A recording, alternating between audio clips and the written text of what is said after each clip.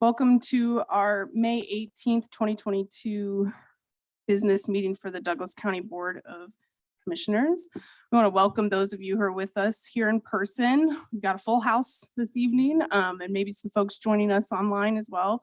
Just going to share a bit about how we conduct our meetings. Each action item that you see on the agenda will offer an opportunity for public comment specific to that topic. We ask that you wait until the agenda item that you're here for has come up for discussion. Near the start of our meeting, before discussing regular business items, we will invite folks to offer general public comment, which is for items that is not on today's agenda, but related to general county business. All public comments should be directed to the county commission. We will hear from folks who are with us in person first, then move to online commenters. If you are joining us on Zoom, please plan to use the raise your hand function when the time comes, and staff will call on and unmute you one at a time. All public comments will be limited to 3 minutes, and we ask speakers to give their full name and Douglas County residents for meeting minutes. The county does reserve the right to mute and remove any speaker who is vulgar, rude, or inappropriate. If visual aids are used during the meeting by presenters, they will share their screen. Please know that if you are online and listening without a computer, smartphone, or tablet screen, you will not be able to see those, but the materials are published in our agenda on our website for your reference as well. Presenters will be made panelists and unmuted by staff as each agenda item comes up, and we ask that presenters stay muted when not talking and also introduce themselves each time they speak for the meeting minutes. A recording of this meeting will be available on our website and YouTube page after we adjourn. With that, we've got a couple of proclamations this evening to start us off with. I've asked Vice Chair Kelly to help read one, and then I'll read the next one. So I'll turn it over to you. Thank you. Our first one is for National Law Enforcement Week. Whereas during this trying time in our country and our community where race, equity, justice, and humanity have been brought to the forefront of the public conversation, those who work every day in what can only be described as a world that is desperately in need of change, we recognize that all law enforcement officers who work all day long, every day to preserve public safety and deserve to be recognized. Whereas May 15th through 21st, 2022 is National Law Enforcement Week, and the people who do this thankless job deserve our gratitude and appreciation. All across the country, they help those who need help, defend those who cannot defend themselves, and care for those who need care. Whereas right now in Douglas County, our law enforcement officers have answered the call day in and day out, not only during normal course of their duties, but especially over the last 2 years during the deadly pandemic and in this ever-changing world we find ourselves in. Whereas nationally, we see examples of needed changes as well as systemic failures that affect the most vulnerable and underrepresented groups among us who deserve peace, safety, and security in their communities. Whereas law enforcement has changed, and the Douglas County Sheriff's Office is at the forefront of these systemic and overdue changes, all while maintaining laser focused on the unbelievably difficult and potentially dangerous job they have. The Sheriff's Office staff has proven time and time again that we will perform our work at an elite level, which the community consistently demands and needs. Now, therefore, the Board of County Commissioners of Douglas County, Kansas hereby proclaim the week of May 15th through 21st, 2022 as National Law Enforcement Week in Douglas County, Kansas, and we urge the citizens of Douglas County to join us in recognizing and honoring the men and women who work in law enforcement. I believe our Under Sheriff Stacy Simons is here. Hi, Stacy. Do you have anything to share with us? Got it. Stacy Simmons, Under Sheriff, Douglas County Sheriff's Office. Thank you, Commissioners. I just wanted to, on behalf of the Sheriff's Office and all law enforcement in our community, for your support, and wanted to thank all first responders in our community and the public who support us and the work that we do. Thank you for being here. We've got a signed proclamation to give you.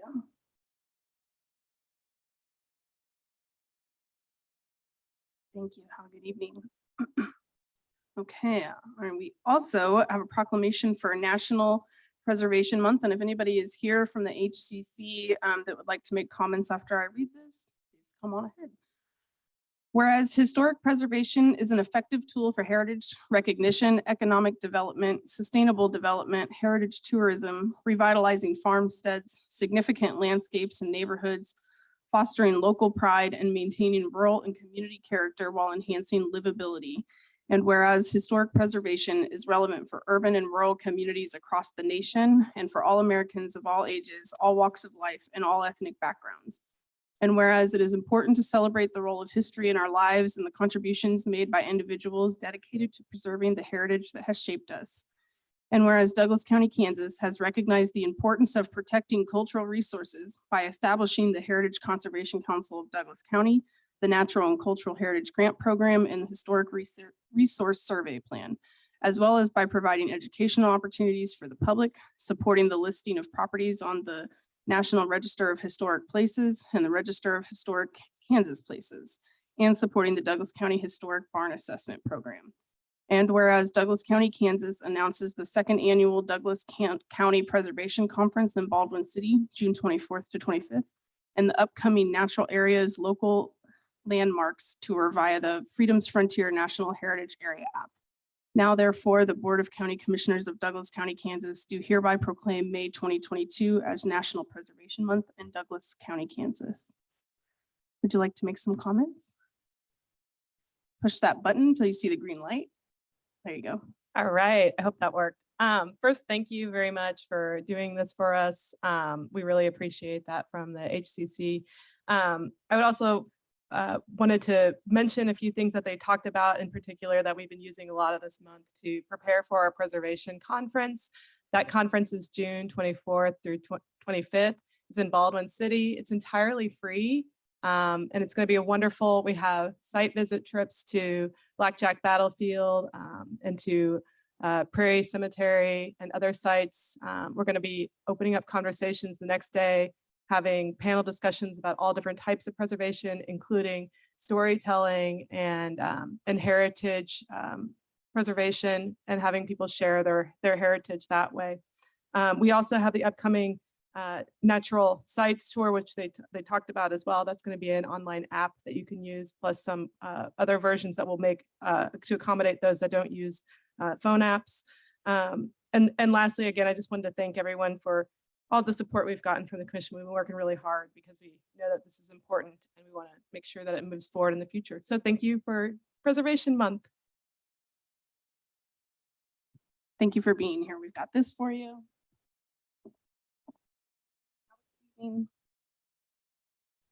Okay, with that, we'll move on to our consent agenda. Does either commissioner wish to remove anything for further discussion? Okay, I'll try it to the public, ask if anybody who's here in the courthouse with us would like to remove something from the consent agenda for further discussion. Seeing none, I'll double check online. Okay, we'll go ahead and bring that back for a motion. Make a motion to approve our consent agenda items 1, 2, 3, 4, and 5. Second. All those in favor say aye. Aye. Great, thank you. And next on our agenda is the general public comment section. We have been having recent conversations here at our commission meetings about public comment and the parameters of that and First Amendment rights. And I think that this will be a good opportunity to discuss that again before we open up general public comment. We had a conversation a couple weeks ago at the end of our meeting and just kind of wanted to revisit that. So with that, I'm going to ask if fellow commissioners have anything that they would like to say in particular. Thank you, Commissioner Reed. This is Commissioner Portillo. I really appreciate the space for public comment in our meetings. And I think that it's something that we've discussed as commissioners, that having general public comment is incredibly important to us. We've talked quite a few times about what the goal of public comment is and how public comment interacts with First Amendment rights. So when we talk about the First Amendment is not absolute, particularly when we're talking about public comment within a public meeting. Within a public meeting, our goal for public comment is to hear from the public about the public's business. And so it does make sense for the commission to say there's a limited amount of time for folks to talk. That way we can hear from everyone. That we do want to make sure that the subject of these comments have to do with things that the public needs to consider, and that it's something that is aimed at the commission. And so we've had discussions about how do we make sure that we're setting a tone where everybody feels comfortable to provide public comment, and making sure that we We want to have conversations that are on the topic of the public's business, which means we've been really clear about saying that as a commission, we don't want to hear folks swearing at staff in the county.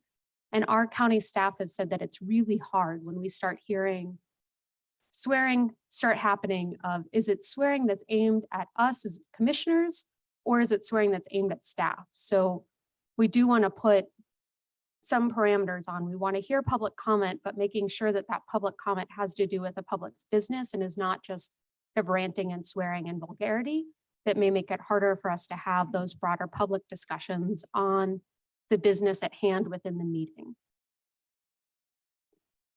Thanks, Commissioner Portillo. It's Commissioner Reed again.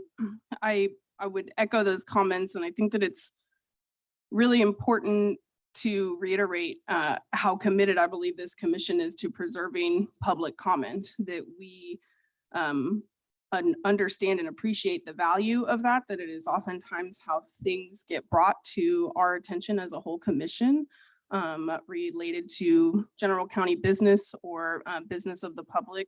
And so we're very dedicated to making sure that we preserve space for that.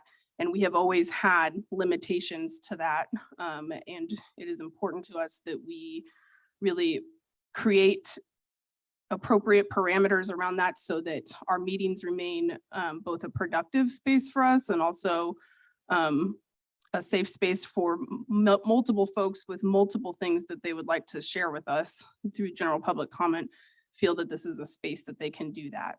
And so I do think that it's important for us to have a bright line around vulgar and swearing language that is used during public comment, that is an opportunity, that is the exact thing that we say in our opening comments does give us the right to mute or remove a speaker who is acting rude, vulgar, inappropriate, and cursing at us or at staff, as Commissioner Portillo noted, can be hard to necessarily delineate in a comment in public comment. And so I believe it's important to just be very clear that that is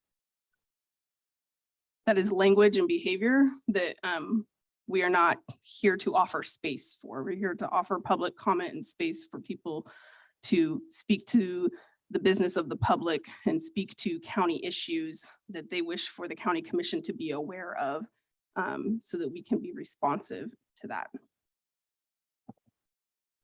I don't have a whole lot more to add. I mean, I do recognize that sometimes public comment is vented in frustration and anger and upset with the way things are. My expectation would be that people take the time to think through that language that they're using so that they can refrain from using such vulgarities in the space, so that we create a space where everyone feels comfortable providing public comment, listening to public comment. And I do feel confident, as we have expressed up here multiple times, that it is within our abilities and is it appropriate to set the time and the place and the manner. We've used that phrase a number of times. So I do think it is very difficult for staff, and it is on us as a commission to direct staff when it's time to cut a person off, be if they are not following our rules. And then we need to support staff as they do that. So I think this is a good discussion. I think it's important to have before we have public comment. Again, I want to make sure we preserve public comment. And it's not a requirement to have public comment, but it is something that is very important. It's a value for this commission. We want to hear what people have to say, but we also think that there's a way to say it without using language that is vulgar and inappropriate. Any further thoughts? Okay. With that, I do see a sign up sheet. Sarah, do you mind providing that for me? Or I'm not sure if anybody has signed up on it, but If there is anybody who has not signed up for general public comment yet, you don't have to get up right now, but if you do provide public comment, please go ahead and put your name down on that list as you come up. And just a reminder that general public comment is for things that are not on today's agenda, and there will be a 3-minute limit. And if you would like to kick us off, please state your. Permission. My name is Greg Bean. I put my address down. I live at 504 North 1700 Road. I'd like to take just these minutes to buy. That work? Greg, Right. can you say your last name again? Bien. Greg, first name. I'd like to advise you what I think is a problem with the administration of the treasurer's office.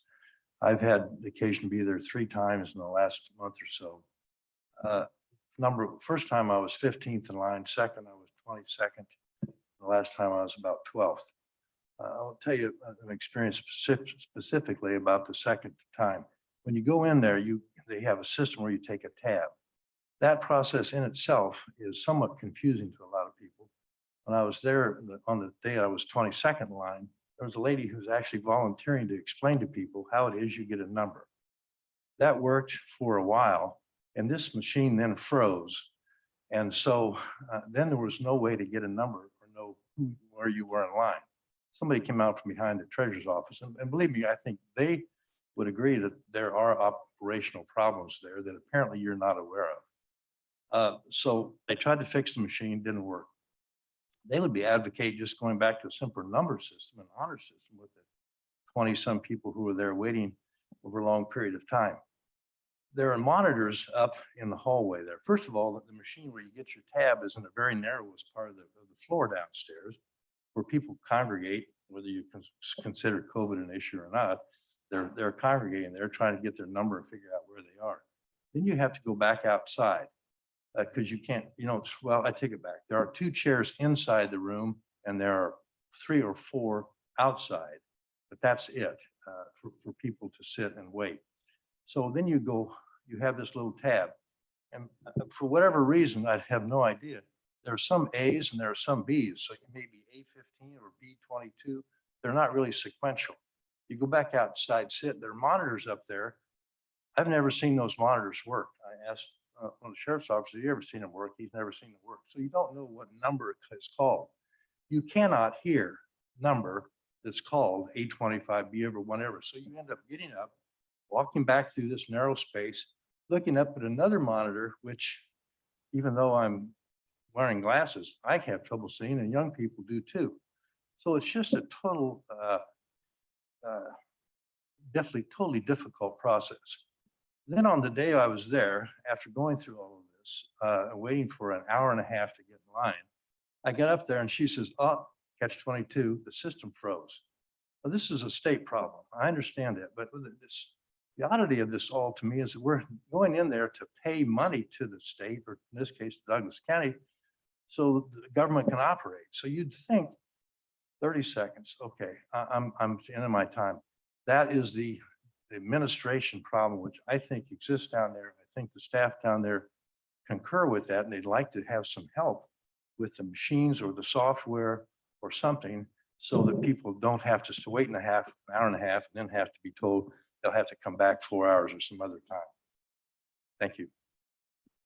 Thank you.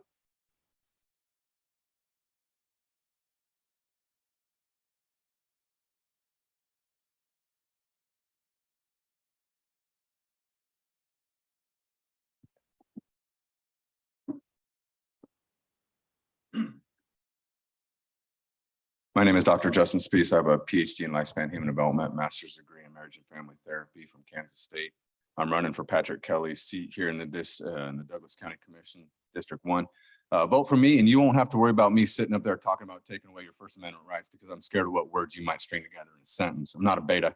I'm known around here for protesting on the corner outside the USD 497 admin building, with my message simply being mass on children is child abuse. Because of that, people around here think I'm crazy, aggressive, over the top, an asshole in the way I fight child abuse, government overreach, and the stripping of our liberties. But let me ask you something. How would you fight against child abuse, government overreach, and the stripping of our liberties the proper and effective way? The answer is you wouldn't even stand up to fight at all. And I'm speaking to everybody out there, everybody in here. you wouldn't even stand up to fight at all. So until you are strong enough, courageous enough, and willing to lose it all in this fight, then save your judgments of me. Republicans today are afraid of being seen as opposed by their opposition. Let me say that again. Republicans today are afraid of being seen as opposed to their opposition. It's pathetic and worthy of no respect. There's going to come a time real soon that men who dress nicely and talk pretty, say the words you want to hear, will start to come around asking for your vote. But just remember, looks and words can be deceiving, like all these politicians that will come calling for your vote. That's why I always told all my students at Washburn to question everything, because nothing is as it seems. I'm not going to try to trick you or fool you or deceive you. I have no desire for that. I just want to get elected so I can come in here and fight these child abusing bastards with everything I have. I'm not a politician and have no desire to be one. I'm just a dad who wants to hold these egotistical monsters accountable for the children they systematically, see, I can say that word too, systematically abuse. What you see is what you get. If you agree with my message but don't like the words I use, then all I can say to you is you need to get over yourself, because the fight we are in is way more serious and important than me saying some cuss words. You might not like the way I fight, appalled even, but at least you know I'll fight. You don't have to be a Republican, but you cannot be a Democrat. Milquetoast Republicans won't get elected here in Douglas County, and definitely not here in District 1. Kansas for Health Freedom and its president, Rachel Price, is trying, and pathetically so, to encourage would-be candidates to run for the District 1 Douglas County Commissioner seat by saying, hey, this is going to be a part-time job. Maybe for them rhinos that might be thinking about running, but not for me. It'll be my one and only full-time job. If elected, I'll come into the office at all hours of the day and night just to check in on things, do some digging around, maybe ask some questions here and there, and find out what I find out about what you guys have been up to. They know they don't want me in. Kansas for Health Freedom wants something that won't get elected. Wonder why they don't want a candidate that won't get elected. They want a candidate that won't get elected. I wonder why. It does make me wonder what Kansas for Health Freedom's position on abortion is. As a health freedom group, it stands to reason that they would be pro-abortion and reproductive freedom. So what kind of Republican candidate are you going to be able to put forward that has real, true Republican values and beliefs? I mean, you believe baby murder is okay because of health freedoms. Sounds like more a crazy liberal death cult than a Republican group. Everyone seems to think I'm the bad guy because I cuss and get fired up, but I don't support baby murder. Is there anybody else here for general public comment? Go ahead and come forward.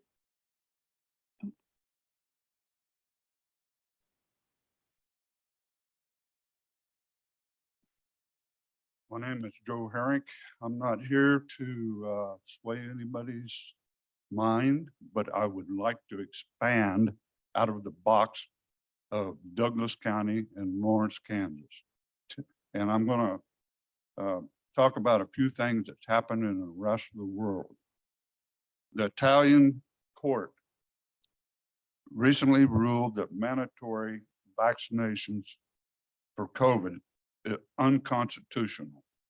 The fatal side effects are too risky. Close to 10,000 deaths and over 1 million adverse events that can lead to disability. 60 million people in Italy. We have 331,000 or 331 million. So you can do the math.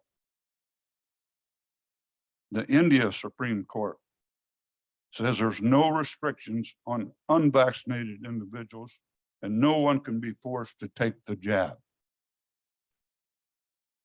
In Mississippi, they banned all COVID vaccine mandates, bans all public institutions and schools from demanding that the children be vaccinated to attend school, public or private. In Tennessee, recently made a law that you cannot, well, you can buy ivermectin, which we say up here in this county is horsewormer. You can buy it in Tennessee without a prescription. It's been around for 30 years. It's a wonder drug. In neighboring Missouri,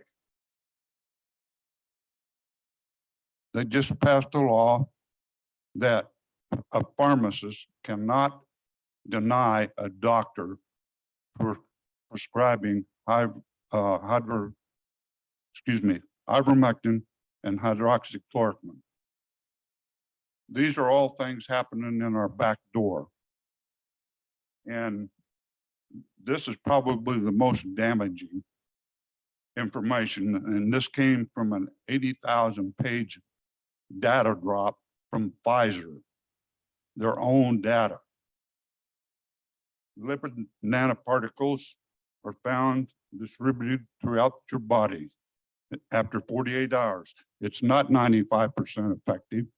In fact, their data shows that is 12% effective the first 7 days, and it drops down to 0.084% after that. This is their own data that they've held from all of us. All of you should look outside of mainstream media because you're not going to get the news. Thank you. Thank you. Please come forward.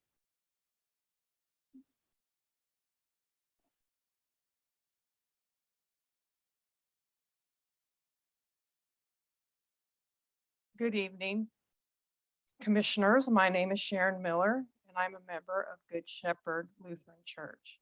And I serve on the steering team for Justice Matters Ending Homelessness campaign. Several of our team members are with us tonight in person and on Zoom. Justice Matters folks, please stand up and wave if you're in the room. We appreciate the opportunity to sit on your work session and hear the presentation on the Douglas County Homeless Needs Assessment. And we are grateful to our community's leadership commitment to making sure that our community takes the next step and uses this needs assessment to inform the development of the comprehensive plan to reach functional zero chronic homelessness in Lawrence. We have every confidence that we can follow the lead of the 16 other cities built for zero across this country that have reached functional zero. And we want you to know, that we stand behind you as you champion the goal. And we want to thank you. Thank you. Is there anybody else? Anybody else here in person with us that would like to provide general public comment?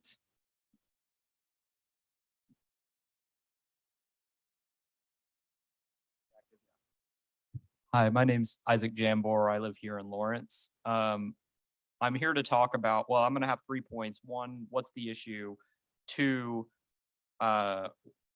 what's the problem it causes? And three, what can be done about it? It's actually very specific. I used to work at the Red Pepper Chinese restaurant as a server, and I noticed over at 9th and Iowa, a big curb was put up between the Beamer's Barbecue and the Red Pepper parking lot. And I asked what happened, and they said the city had done it. Now, the issue this causes is that they have extensive delivery services at Red Pepper. And now all of their drivers are forced to exit with no right of way onto Iowa in a construction zone, often during rush hour. So it's really slowing down their delivery service, because normally they would exit out over Beamer's, get on 9th Street, turn right or left out that way because it's way faster for customers. And ideally that should be taken down. Their only way out of there is on Iowa. It's just a little concrete bump. I don't know why it was put there or if Beamer's requested it, but I hadn't asked them. So I'd heard that it was due to the city's choice. I may go ask them what's up, but ideally this should be taken down because it's really messing up their delivery service. And it's one of the biggest Chinese places here in town. That's all I had to say. Thanks. Thank you. Have a good evening. Anybody else here for public comment in person? General public comment?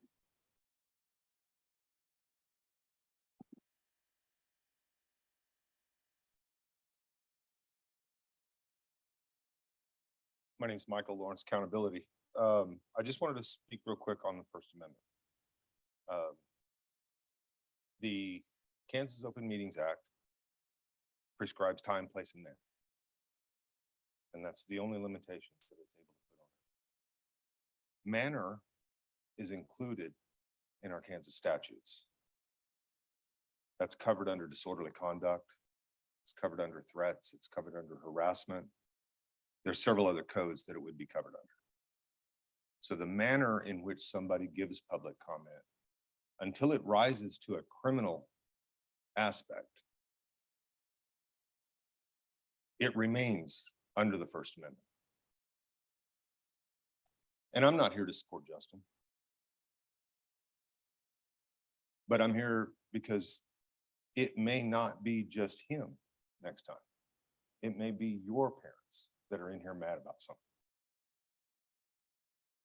It may be you 5 years from now after you're done serving on this commission, who's fired up about something, who's been offended so bad that you come in here ramped up and you want to be heard.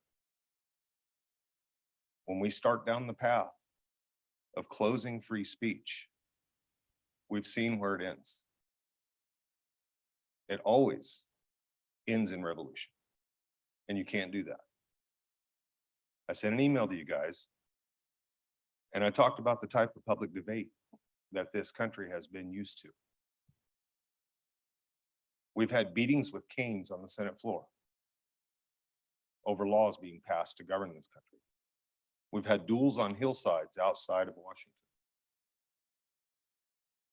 I don't think it would be right to honor those men by shutting down. It's free speech. We need to go back and we need to look at the manner aspect of the Kansas Open Meetings Act. And I have a lot of confidence that the sheriff deputies in this room can handle that. I had a short conversation with Deputy Chavez, and there's a big difference between the sheriff deputies and the Lawrence Police Department, and we've identified it. When deputies come on board, do you guys know where they start? They start in the jail. They learn how to de-escalate before they ever see the streets. That's a testament to how the sheriff department operates.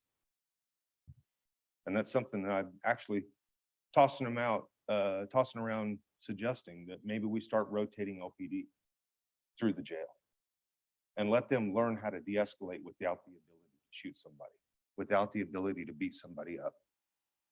I think that'd be a great thing. But I do want to encourage you guys to go back and analyze the manner aspects of this and go from there. Thank you. Thank you. Anybody else here in person with us that would like to give general public comment? Seeing no hands, we'll double check online. Okay, we'll close general public comment and move on to our regular agenda. Item 4.1 is discussing the process for the review of the City of Clearfield petition for incorporation. Thank you, Commissioners. County Councilor John Bullock is here and will walk us through a PowerPoint. I just want to state, as John's coming up, this is simply a discussion of the process and the statutes, just a brief overview of what the statutes outline for incorporation so that the commissioners can be prepared. This is not the public hearing on Clearfield. That has been scheduled for June 15th. And I think I'm going to share my screen for John and run his PowerPoint. So hold on. Go ahead. You can go ahead, John. Thank you, Commissioners. Sarah and Commissioners, good evening. While Sarah's loading up the PowerPoint slide, I'll just mention, as I did before, when I was here talking about the petition, that my PowerPoint slides are a summary of the law. I include this disclaimer that if I've omitted something or stated it incorrectly, the statutes would be controlling, and that's just the nature of this. As Sarah indicated, our objective tonight is to discuss the process for the consideration of the petition. As Sarah said, we won't be deciding anything tonight. There will be a process. And frankly, we're here to seek some guidance from the commission in terms of what you would like to see in that project. So I'll review what's required and what's optional, and then hopefully you can provide some guidance to us so we can give you the process that you want. Next slide talks a little bit about the statutory requirements of the petition. I'm not going to read these to you. The petition that's been submitted contains information that's required by statute. There's a lot of additional information that you may also wish to consider.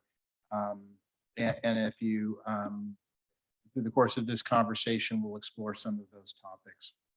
As you know, the hearing has been set for June the 15th. The place of the hearing is indicated to be a place convenient for most of the inhabitants of the territory. The territory here is the area that would be incorporated as a city. We've designated this room as the place for that hearing. There will be notice issued in a couple of different ways pursuant to the statute. I've summarized that in the slides. We don't need to read those for you, but people will be notified. And on the next slide, we talk about the area municipalities or planning commissions that might have some involvement in this will also receive a notification. So for example, a city or a regional or metropolitan planning commission would have the opportunity to come and participate in the process, although not required to do so. The next slide talks about the requirements of the hearing. And this is where we're really going to get into the meat of what I'm here to talk with you about this evening.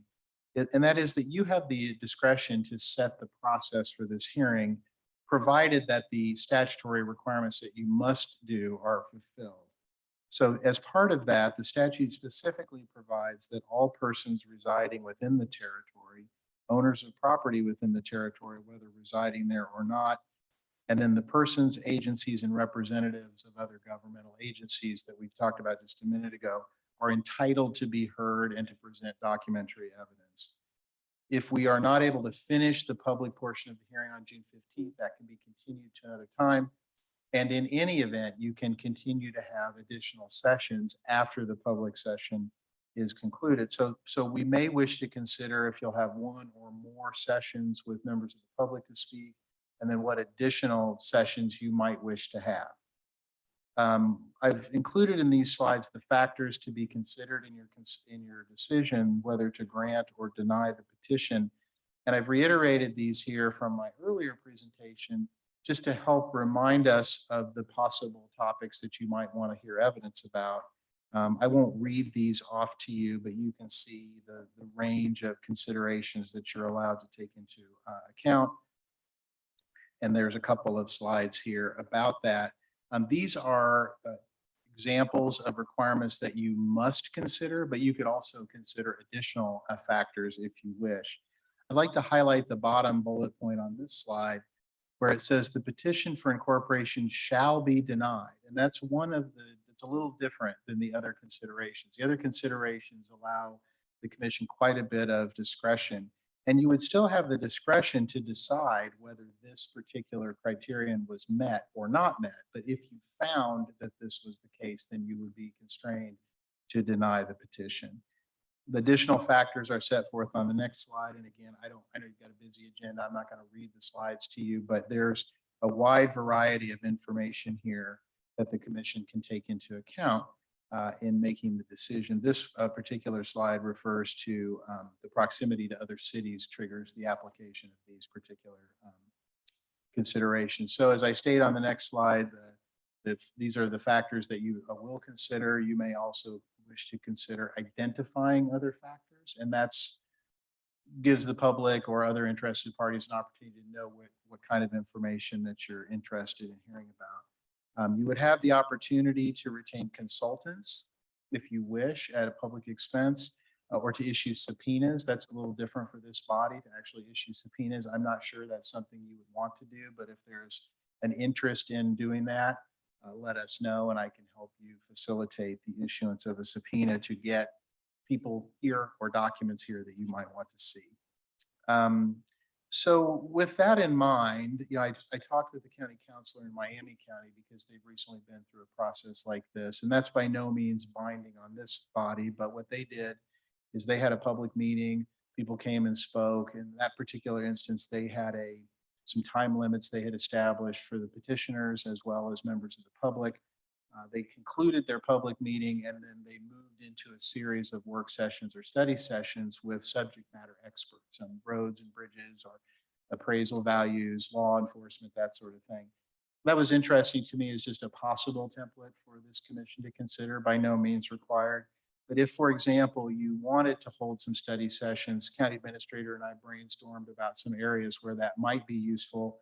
We've included those on the next slide, which is optional study sessions and gathering of additional information. So for example, planning, government services, public works, GIS, which would help understand the proximity of this location to other municipalities or other features of the land, the appraiser, economics, legal, and then adjacent city issues such as, for example, the growth plans for other municipalities or areas around us. So those are some ideas. And, Sarah and I talked about, could we bundle some of those together, as made sense? And if we wanted to have, let's say, a public hearing followed by 4 study sessions with a group or cross section of those folks, then you could get the information you're interested in hearing about, and then potentially reopen the public hearing for rebuttal or additional comment, although that's not required. Miami County did not do that, but that's just an option. So those are some ideas that the county administrator and I kicked around.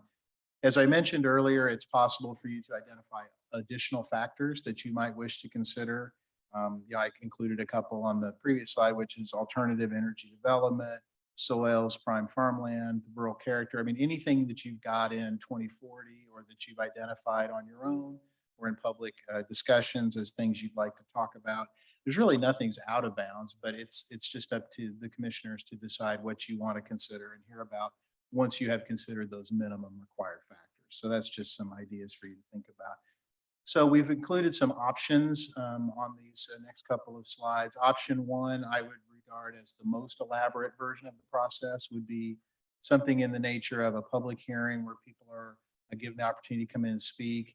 Then we could theoretically close the public hearing, begin the study sessions. We would want some guidance perhaps from the 3 of you about the topics for the study sessions. Do you find anything on that list that you're particularly interested in? Have you thought of something else? We can consider reconvening the public meeting for rebuttal or further comment. I would add too that there's an opportunity for any interested people to submit written materials as well. And so that would not necessarily be constrained by the public meeting itself. So if, for example, you have your public meeting on the 15th of June, and then throughout the next several months, you're having the study sessions en route to a final decision, during that period of time, you could certainly accept written submittals, even if the public hearing portion of the meeting had been officially closed. And my opinion is that you can take your time to make this decision, but you can't take forever, because if it takes forever, that's essentially a denial. It's like a conditional use permit. You can take your time, or a moratorium, for example, on some sort of development. If you take forever, it's a de facto denial. So we'll take the time we need as long as we get ultimately to a decision in a reasonable period of time. The second option, again, these are just ideas, would be to have the public hearing, not to have a series of study sessions, but rather ask Public Works or planning or whoever to submit written comments. That might save some time in public meeting. It may not be as effective or useful, but it could also be enough, for you to make your decision.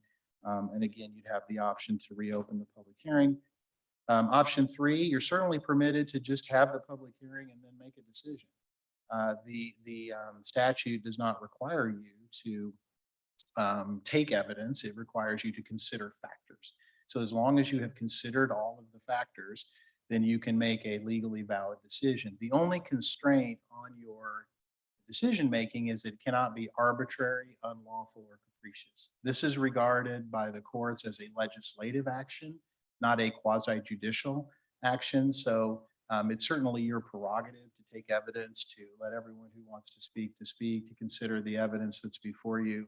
But it is a legislative determination, not a quasi-judicial one. And if you'd like me to elaborate on any of that, I'd be happy to. But that's the gist of this. And then option 4, a hybrid of any of the above. It's your process. You can suggest to us what you want to hear and how you want to manage this, and then we will in turn provide that to you. So that's my presentation. I'm happy to answer any questions or discuss further. As Sarah mentioned, we're not deciding anything tonight, but that would be a process to get to a decision eventually on the application. Thank you, John. I appreciate that. This Commissioner Reed, I am curious. Well, I haven't fully articulated the question, so I'm going to let other commissioners ask, and I'll work on that in my brain. This is Commissioner Portillo. Thank you so much, John, for that presentation. I think I have 2 main questions. The first, you brought up Miami County and kind of how they ran this process. And from kind of what I've seen, it was really kind of county driven. What I would love to see is really a process that's driven a bit more by the petitioners and how they're responding to each of the factors that we have to consider. So is it possible for us to ask those petitioners in the public hearing to say, here are the factors we're considering? Have you thought through these things? What have you brought up? Similarly, I think that last bullet point that you pointed out, that the petition for incorporation shall be denied if it's determined that present or future annexation to an adjacent city or the creation of an authorized special service district or districts would better serve the interests of the area. Would it be possible for us to ask the adjacent cities of Baldwin, Eudora, and potentially Edgerton to come to that public hearing and give us their input about how they're seeing this potential petition kind of influencing what they're doing in their municipalities and their growth plans before we maybe decide on those options 1, 2, 3, or 4? Could we have the public hearing, hear from the petitioners about how they address these factors, hear from adjacent cities, and then decide how we want to move forward with potential study sessions, written comments, and future deliberations? So in response to the last question, the answer is yes. Once we know, and Sarah and I know who you want to hear from, then we can start coordinating that to meet your meeting times. So it may stretch the process out a bit to do it that way, but that's absolutely fine to do it that way. The other two questions that I think there were two others in there. Can you ask the applicants or petitioners to address factors? Absolutely. And the petitioner, Ms. Brandon, I believe her name is, has been in touch with county administration, has expressed an interest in knowing, what do we need to provide? And I think this meeting right now would be informative in that regard. As county staff, we can certainly suggest to the petitioners that they should tailor their presentation to the statutory factors and be prepared if they can and want to present the evidence that addresses those factors for your consideration. And the other question pertaining to the area municipalities, certainly you can invite them to come. County staff can extend those invitations on your behalf if you'd like. There's a formal notice where if you're within 5 miles, they get a notice, but we could make that, if you like, more of an invitation than a notification. It would, of course, be, we don't have the ability to summon them. Well, I guess I should say I might be able to subpoena them. I'm not sure we'd go there first. Let's start We with can start with an invitation and see if we need to move from Yeah. there. I should say, before I say we can't summon them, let's just table that. But we'd certainly be happy to extend the invitation, as well as to any planning commissions, in Eudora, or Baldwin, or I'm not sure exactly who all has a planning commission. I know Eudora does, Baldwin City probably does, Morris Douglas County Metropolitan Planning Commission. We can invite whoever you direct us to reach out to. Did I answer your questions? You did, thank you. Any questions? Yeah, I just want to make sure, and it may have been Commissioner Portillo's question, and I just want to make sure we are clear on it. Is there any guidance in the statute on what constitute the public hearing, or can we set the expectations for that public hearing? I think that was sort of embedded in Commissioner Portillo's question. So and I'm just going to refer to my slide because I want to read to you what the statute says, and it's pretty brief, but it says that the persons who reside within the territory or own property within the territory shall be entitled to be heard and to present documentary evidence or information rather in briefs. So did you have a question, Commissioner? I have more of a comment. I'll wait till you answer. Okay, Thank well, I'll finish my thought then. Thank you. So I think that, for example, Miami County, if I remember correctly, they set a time limit for the petitioners to present. I believe she told me it was 15 minutes. And then there were individual public comments were limited to 3 minutes per. That's not statutory, that's just procedural. So this commission could certainly establish some parameters like that. I don't think you can require the applicants to say anything in particular or provide any particular information. You can call for it. In the absence of that information, you could make inferences or judgments. As a legislative matter, you're able to rely on your own information and knowledge and experience. So to get back to your question, Commissioner, I believe as long as you afford these named individuals the opportunity to be heard, you can set reasonable parameters on what that hearing process would look like. Okay, this is Commissioner Portillo. Now I have a follow-up question. So the way I hear that statute, it's not just the petitioners within the territory, but any landowners within the territory that we have to hear from. So what we would need to do is set a public hearing where we provide space for the petitioners, but also all others who may not have been part of the petition to hear from them as well.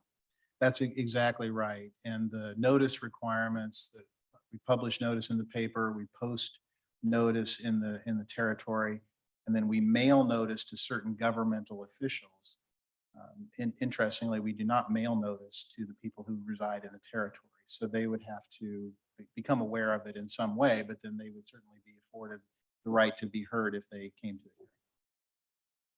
This is Commissioner Portillo. There's nothing that precludes us from mailing notice though to folks who are in the territory. Is it That's for- correct. Okay. Yeah, and actually John and I talked about that a little bit. I'm, my goal is to pretty quickly figure out exactly how many property owners are in the impacted area and find out if it would be possible to get a notice mailed out to all of them in advance of the 15th. Just as a courtesy, it is not a requirement. I'm not at the point yet where I feel confident I can make that decision. I don't have all that information in front of me, but that is something that if the commission was desired us to do so, we could certainly do that. The timelines are coming up pretty quickly, but I think we're going to meet the notice requirements required by the statute. This would just be a courtesy additional notice to folks that may not get the paper, might not be following us on social media. There's just a lot of folks that don't have access to this kind of information. And just for, I'm not sure how useful this is, but when I looked at the petition, as I recall, I think there were 187 lines of discrete properties or parcels. And I may be wrong about that, but that's approximate. And the affidavit submitted by the applicant said that there were 415 residents. That gives you an idea of orders of magnitude, numbers of people we're talking about in that area and parcels. I'm not sure if those are accurate numbers, but that's what I recall from the petition. This is Commissioner Reed. I think my earlier question was well formulated by Commissioner Portillo. I'm rereading our options for kind of how we order things, and can you elaborate on the rebuttal, which is in quotation marks in all of your options, and what does that mean? Because if we set the parameters for a public hearing like we're discussing, where we determine the time limit for the petitioners to present, the time for other folks who might invite, like those other municipalities or planning commissions, perhaps, and then invite public comment as part of that, of course, from folks in the area. And then we might decide on some study sessions, but either way, it looks like in all these options, there's that rebuttal section. Can you elaborate on what that really means, or what parameters we should be thinking about for that phase of it? Of course, and that's not required. It would be Okay. optional. And what I meant by rebuttal, and the reason I put it in quotation marks is because it may not be in the nature of direct rebuttal, but it may be response, or it may be further comment, or it may be additional information. Like if I give you an example, let's say that there's discussion from a city official in a neighboring municipality about their growth plans. And then a member of the community wishes to come in and comment further on that. But the person who gave the commentary from the municipality was after you closed the public hearing. So that person may feel, well, hey, I didn't know that the mayor of Baldwin City was going to come in and say A, B, and C. And so I'd like an opportunity to comment on that. Whether that's rebuttal in the sense of that's not true, or it's, well, this is my take, or this is my response, or this is how I feel. That would be something that the commission could say, yes, we'd like to afford people the opportunity to do that. Or the commission could say, we'll give you a chance to say what you want to say, and then we're going to hear from some other folks, and then we're going to make a decision. And either one of those is entirely valid under the statute. I just wanted to, and as I said, Miami County did not allow people to come in after the study sessions and make comments, to my understanding. And so that's perfectly fine. It's just a matter of what do you want to do. And so that would be an option. Did I answer your question? Yep, that helps. Thank you. This is Commissioner Portillo. It may be helpful to just not use the term rebuttal and just use the term public, like we can keep the public hearing open and have additional public hearing after any sort of study session so that we can continue the conversation. I think that that may be a phrasing that would be less debate and adjudication oriented. I like the term response. It allows people to respond, you know, so, and we may have that from from other subject matter experts. You may have questions. We may need to follow up from public works or planning staff. So like lots of people might need to respond in this process. Is that a nicer choice of words, you know, in terms of, as opposed to rebuttal? This Commissioner Reed, I think so. I mean, response helped in your explanation, that helped me be clear about why you're putting that in quotation. And it's interesting that you point out that it is considered a legislative issue, but the statute kind of has what feels like some quasi judicial language and elements to it. So language is important, I think. But I think response makes sense. And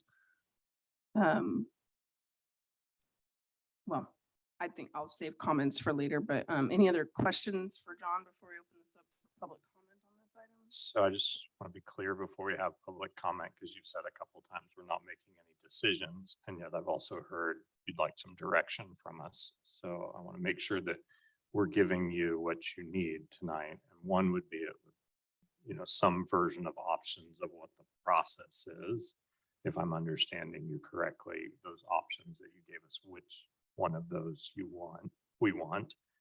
And then it seems like the second thing is, do we need to talk about parameters there, or is that something that would happen after the public hearing? So my comment that we're not deciding anything tonight is that the petition, the merits of the petition will be decided later. But yes, if you care to provide us guidance, we can work ahead of time to give you the process you want. For example, if you know tonight that you want to have study sessions with some or all of the topics that we listed, then we can start trying to schedule those. If you would prefer to wait until after the June 15 hearing and then say, okay, now having heard this is what we'd like to do next, that's okay too. The establishment of parameters or procedures for the June 15 hearing need not be made tonight, but it might be helpful to talk about those tonight so that people who are preparing to come in and present at that hearing will have an expectation. Will they have 15 minutes? Will they have more? What do you want them to do? Any guidance you would provide, because I'm sure they would be interested in that as well. So we'll take your direction. I've outlined the requirements. How you wish to proceed is up to you. And then we just like to be instructed as far as what we can do to make that process more meaningful for you. Thank you. Okay, thanks, John. We'll go ahead and open this up for public comment on this item. And I'll just remind folks that there is a 3-minute time limit. And if you'll state your name and residence in Douglas County. Commissioner Portillo, do you have a further comment before we start? This is Commissioner Portillo. I recognize that we typically do questions and then public comment and then we have discussion. I wonder if it would be helpful in this instance for us to have a bit of conversation about expectations for that June 15th meeting, just in case any members of the public have comments about that. So we don't have to kind of go back and forth. Is that something that my fellow commissioners might consider, or do you want to hear from the public before we have the conversation about what June 15th would look like? This is Commissioner Reed. I can appreciate that. I think it's okay for us to speak maybe kind of broadly about our initial thoughts on what the structure of that June 15th hearing is, because it is coming up, it's less than a month away, and speak to that a little bit and then continue the conversation based on public comment. I guess I would say, in terms of just kind of the progression of things, I don't feel ready to say, yes, we will need study sessions as part of this. I think that I personally will not know whether there's more information to be received and more to study in an in-depth session until we hear more from petitioners and the surrounding municipalities in particular on that June 15th hearing, that will give us some direction, I think, about if we believe we need more elaborate information after the fact. I can't say that I have a real strong opinion yet about kind of the exact time constraints of presentations or comments from folks. So I'm pretty open to options for that. But in terms of looking at these general options laid out, the notion of having a public hearing and then kind of determining whether we need follow-up study sessions, or perhaps we want that option of requesting written reports that we can review that don't require full hour-long study sessions, that is a choice that will be more informed at the close of that June 15th date. This is Commissioner Portillo. I would echo that. I really like the idea of having the initial public hearing, hearing from petitioners, hearing from other municipalities, hearing from members of the public, and then deciding if we need any future study sessions or written testimony from experts and what additional public hearing time may look like. I will say in that initial hearing, for me, I have 3 big goals. The first and primary is to hear from petitioners about those factors. When I think about that, the biggest piece for me is the government services piece. How do we think about infrastructure, roads? What will that look like? Is there a plan for implementing government services? And the economic factor, what does economic development look like when we're considering this space? The second is hearing from those other municipalities, because that is the only place where shall comes up in the statute. So I really want to hear what adjacent municipalities think about this particular proposal. And then the third is hearing from members of the public. And so I don't have strong feelings about time limits on those things, but it does seem like we need to give the petitioners enough time to address those factors and their plans for how they would address those factors, but to make it succinct enough that we can also hear from other municipalities and the public. I think when it comes to the public, I really appreciate our 3-minute limit for public comment. I think it gives folks enough time to tell us things in depth without making it so that any individual can filibuster a meeting, so we can hear from everyone. When it comes to the time set for petitioners and other municipalities, I don't have strong feelings, and I'd love to hear from my fellow commissioners and staff about what they think might be appropriate. So I love a good study session, especially on land use. I'm willing to sort of wait until we have the public hearing, but I will tell you, I'm leaning to that because I think it's a great opportunity to educate the public as well from some of our experts or those who are working in these fields on what those impacts are. My experience has been, whether on this commission or planning commission, that we look at how we're using land in our specific, not always as broadly as a planner might look at that, or someone in economic development. So, but I'm happy to wait until after we have that public hearing.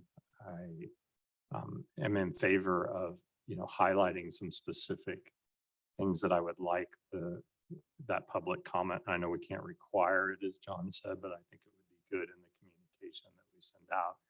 This is what we want to hear about, how you make the case for a new community, a new city, a new incorporated city. And so I think it would be important for us to outline that. I do think we should talk a little bit about, the second part of the hearing. And in that, I think I want to be careful of a back and forth session. And we didn't think about that, and so I do think written comments may be appropriate there. I mean, people can always come and provide comment at open public comment. But, in my thinking, the public hearing, and we can have a conversation about study sessions. And if after the public hearing, we think, well, we need to have reopen the public hearing for more comments, we can do that. But I would be confident in written comments just as people hear through those study sessions and how they react to that. So that's just what's first bubbling up in my mind. Thank you. Commissioner Reed again. Okay, with that, we'll go ahead and open this up for public comment. Anybody here in the courthouse that would like to provide public comment on this item this evening? Go ahead and come forward, Carrie.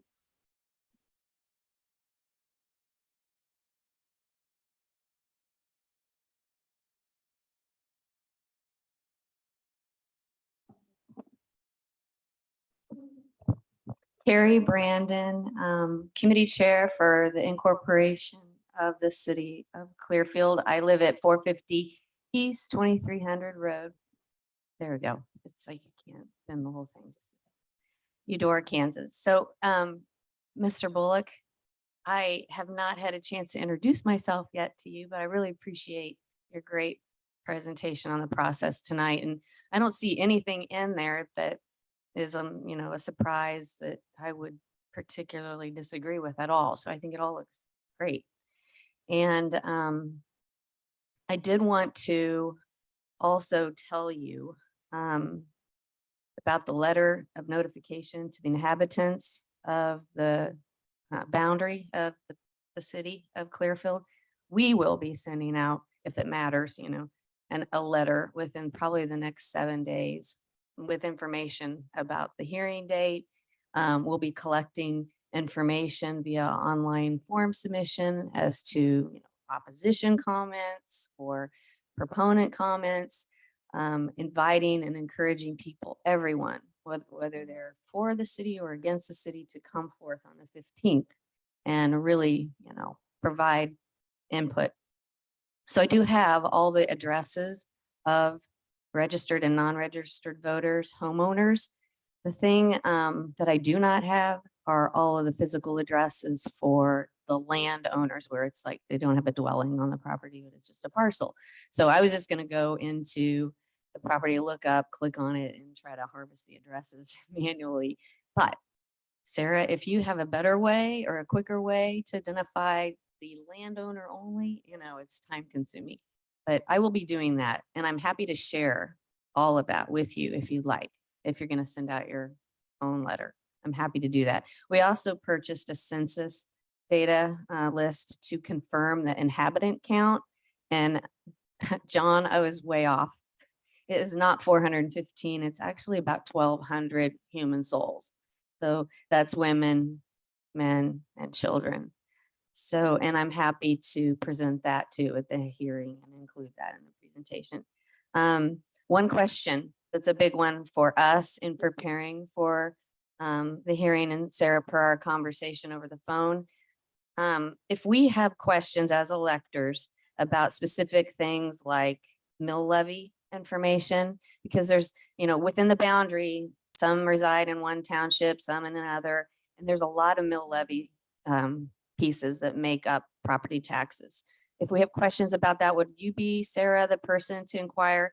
And then also like historical county operational expense questions, like how much does it cost for 1 mile of gravel road to be maintained annually?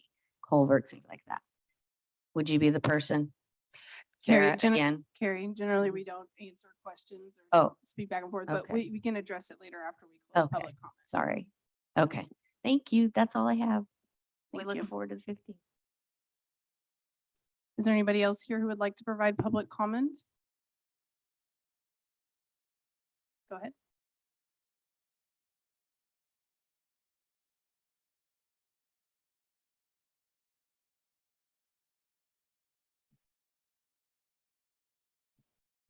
Oh yeah, this doesn't move.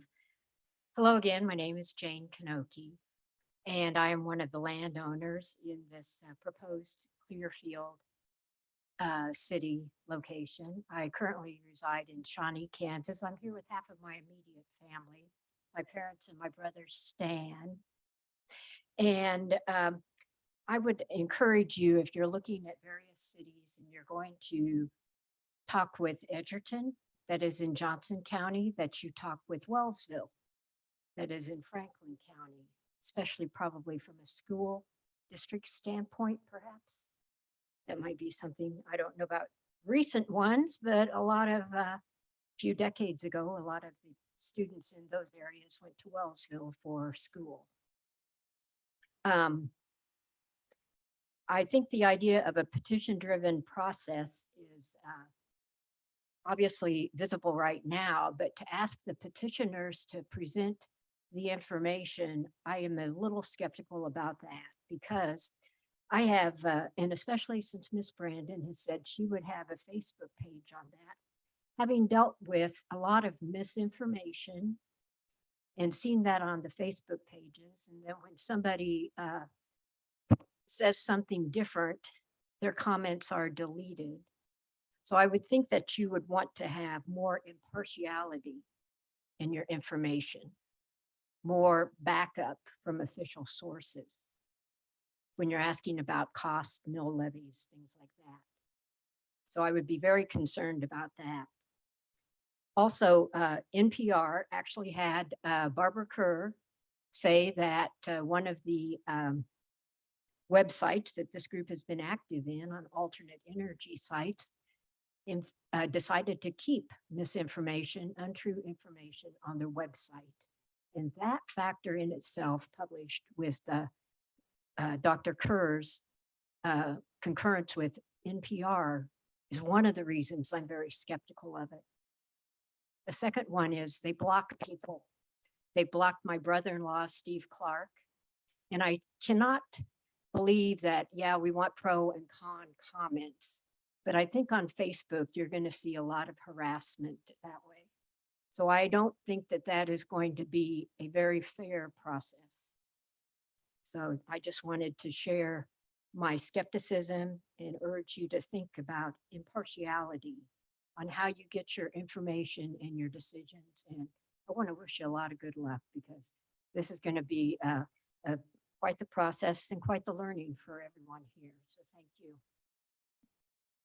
Thank you. Is there anybody else here with us in person that would like to provide public comment? Okay, seeing no hands, I'll double check if anybody's got their virtual hand raised. Okay, thanks, Sarah. Go ahead and close public comment for this item, bring it back to discussion. Sarah, did you want to provide any clarifying comments?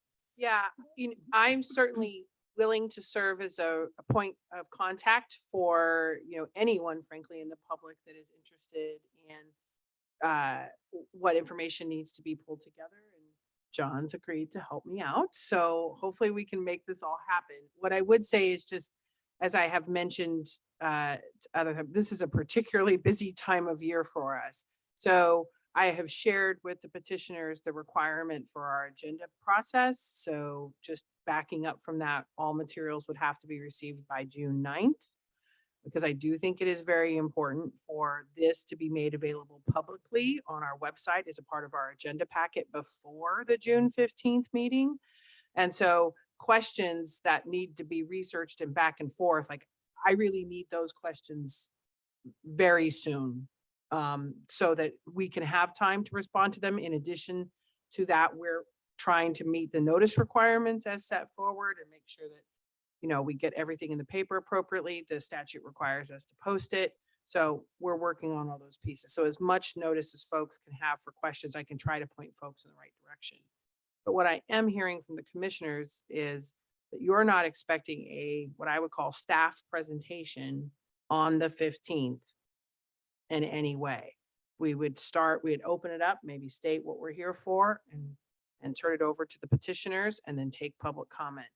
And then at some point in time, close the public hearing and the commissioners could discuss next steps. I just want to be really explicit because This is Commissioner Portillo. What I would love to see, because we have a lot of folks here today, but we may have more folks there on the 15th, is if we could, I don't want to see a staff report, but maybe we could just go through the factors that John has already presented here. So before we have the petitioners respond, just so we can say, it could be the exact same PowerPoint. So I'm not saying anything new needs to be created. We can just say statutorily, here are the factors that we are considering. And then I would like to see the petitioners present to those factors. And then as I said, open it up to other municipalities, then have public comment, close public comment, and give us a chance to have a discussion about what we heard and next steps. So I don't think that a staff report would be necessary at this point. Commissioner Reed, I would say the same thing. I do.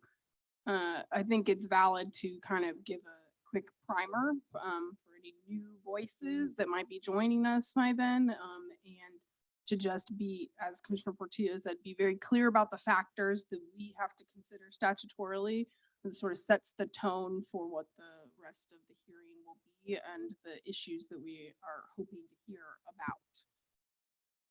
And then otherwise, I think that staff's role is in helping facilitate both, any technical information that you can provide to the petitioners in preparation for that, and then facilitating those invitations to the municipalities and having them here ready to making sure that they have the information that about the process so far, about the petition, obviously, that is part of the notice, and are here and know what their parameters of speaking are. So with that, I think, part of what we need to decide is those specific time frames and maybe just the order of which I think we've sort of already spoken to. But Commissioner Kelly, do you have some further thoughts to share?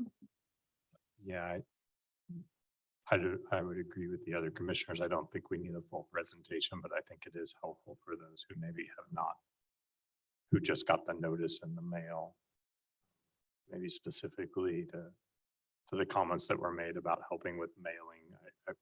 I would rather us do the mailing just so there's no questions about who received it and who didn't. We often hear that.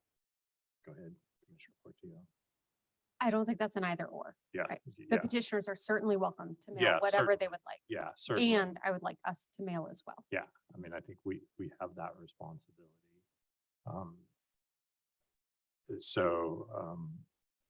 Lost my train of thought there. I think it was helpful, and maybe this meeting is enough, or we can include it in the notification. The things that I'm really interested in are the impacts on neighboring communities, and that has already been brought up by Commissioner Portillo, and I think that's really important to me. I'm very interested in how they intend to provide governmental services and infrastructure for the community, and then what their plan is from an economic development and growth plan, and how that's working into. So those three factors are really important to me as they make that presentation. Since we're talking time limits and we've heard 3 minutes to John's 15, I'll offer that I think there's a lot to cover in this, especially if we're asking petitioners to make a case in this sense. And so I would recommend that we, open up our time limits just a little bit more than the 3 minutes. Yeah. Oh, I was saying 3 minutes for general public Oh, general public responding. comment, I yeah. think the petitioners, we should give, Miami County said 15. I'm fine with 30 minutes. I don't have. I think that's something I can communicate with the petitioner and just set a reasonable time frame. Yeah. And try to keep us to a ballpark Could around that we- 15-minute, I mean, I don't want us to box ourselves in, but I think it is important that when we send out those notifications, just so like the general public knows they're not coming for a 2-hour lecture from the petitioners. They're going to hear an overview of the factors, a 15 to 30-minute presentation, 5 minutes from adjacent communities, and then the public will have a chance to comment 3 minutes each, just so that folks kind of know what they're walking into. And I think if we do that notice as well, we can certainly suggest that folks can provide written comment. If they can't attend, they can attend via Zoom. They can provide comment via Zoom. They can watch the meeting later, on YouTube. So we'll try to include all of that contact information. Awesome. I want to mention, I've been working with our communications specialist about putting a spot on the county website that includes a copy of the petition, PowerPoints from the initial receiving of the petition, and then tonight. And I'm hoping if I can work it out, we could even accept public comment via like something on that page so that could be entered in the record. got a lot to try to get figured out here in the next couple of days. But that's my goal, is to try to put some of that there just so folks just have resources, because I am concerned that just folks don't know. This is Commissioner Reed. I wonder if we can be, I agree that those notices we sent out, the most information we can provide so folks can make an informed choice about how to participate and engage with the process is really important.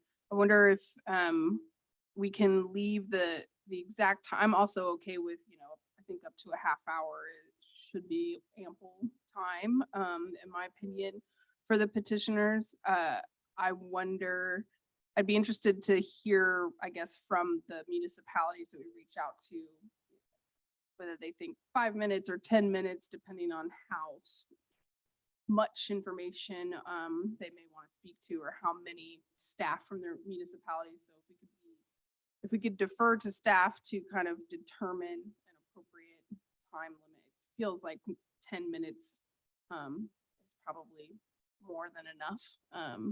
But And this Commissioner Kelly, sorry to interrupt you.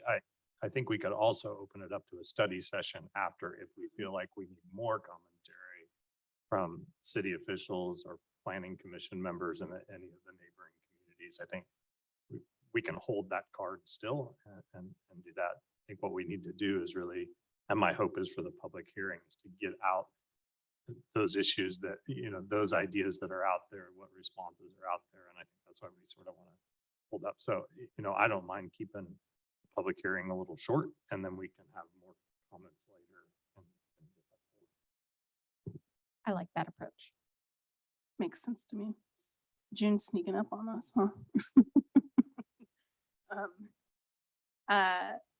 Well, I don't think that I have any further comments. I just want to ask staff and John if you feel like you have what you need from us from this discussion, or if there's any issues that we haven't really spoken to that you would like some guidance on this evening.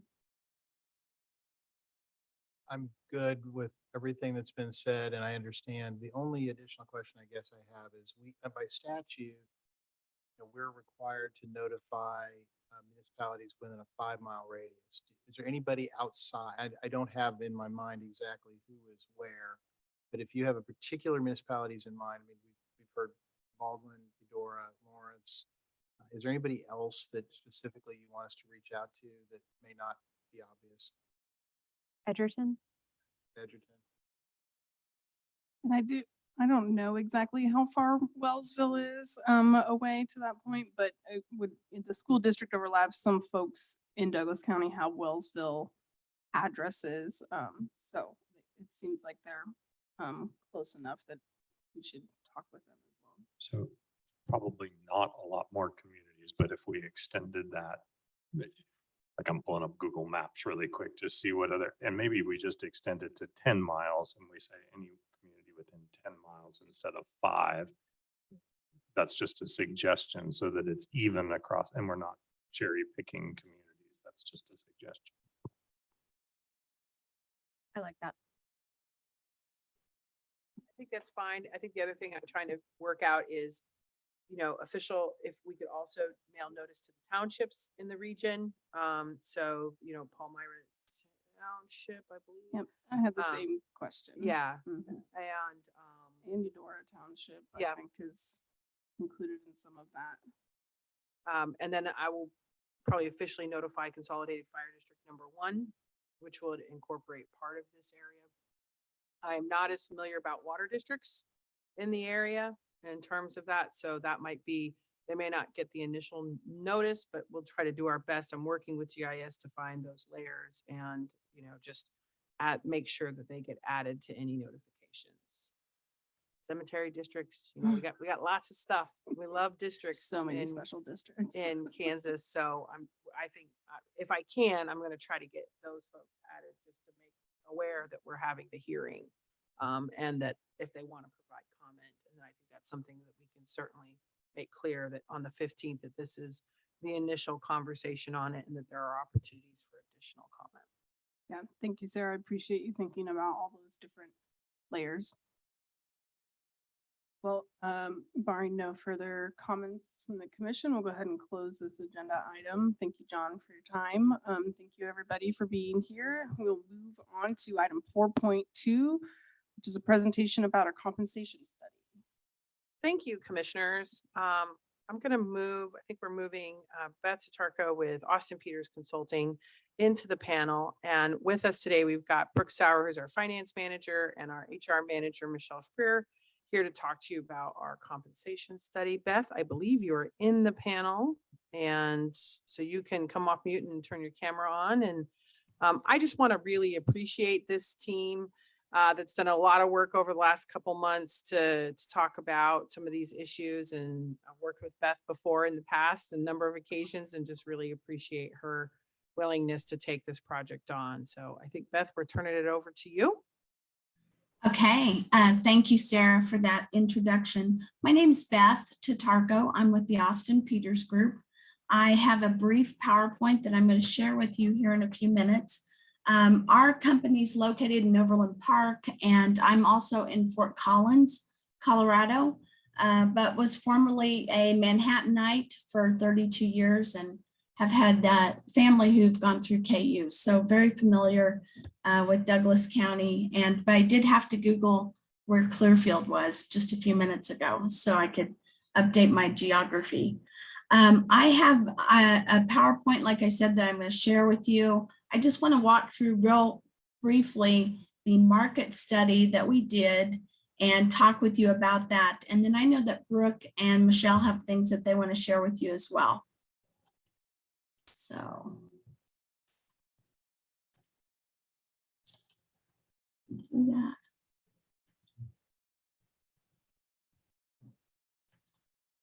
Okay, so are you able to see that okay? Yes. Okay, very good. Again, I'm with the Austin Peters Group. I'm the vice president of our company, again, based in Kansas and Colorado. We've done, it's not 140 projects now, it's more like 250 pay studies similar to Douglas counties. In fact, you are the fifth county, I believe, this spring that I've been working with on pay studies. Everyone wants to have a pay study, and you can imagine why, because of all the market changes and things that have happened as a result of the last few years with the pandemic. Let me back up a little bit. In 2014, we did a classification and compensation study for the county. It was very in-depth, where we met with all employees, interviewed all employees, and worked on a classification system for the county. And this study that we have just completed is a market survey update. It's not as in-depth as 2014, but it is an update of the market data information done through a salary and wage survey. In the study, we used 74 benchmark positions, and that's a common technique that is done in pay and analysis. We started with knowing that we wanted to talk to department heads and elected officials. We began with them talking about their jobs and positions and how things have changed since 2014. And so we met with them, we went through their positions, talked about challenges and concerns, talked about what they're seeing in the market as well. So we initiated the pay study, and we had 30 groupings, respondents that we worked with. Of that group, we had 26 return results to us. And I want to make a comment here. Those groups who did respond, their data is January 1st, 2022.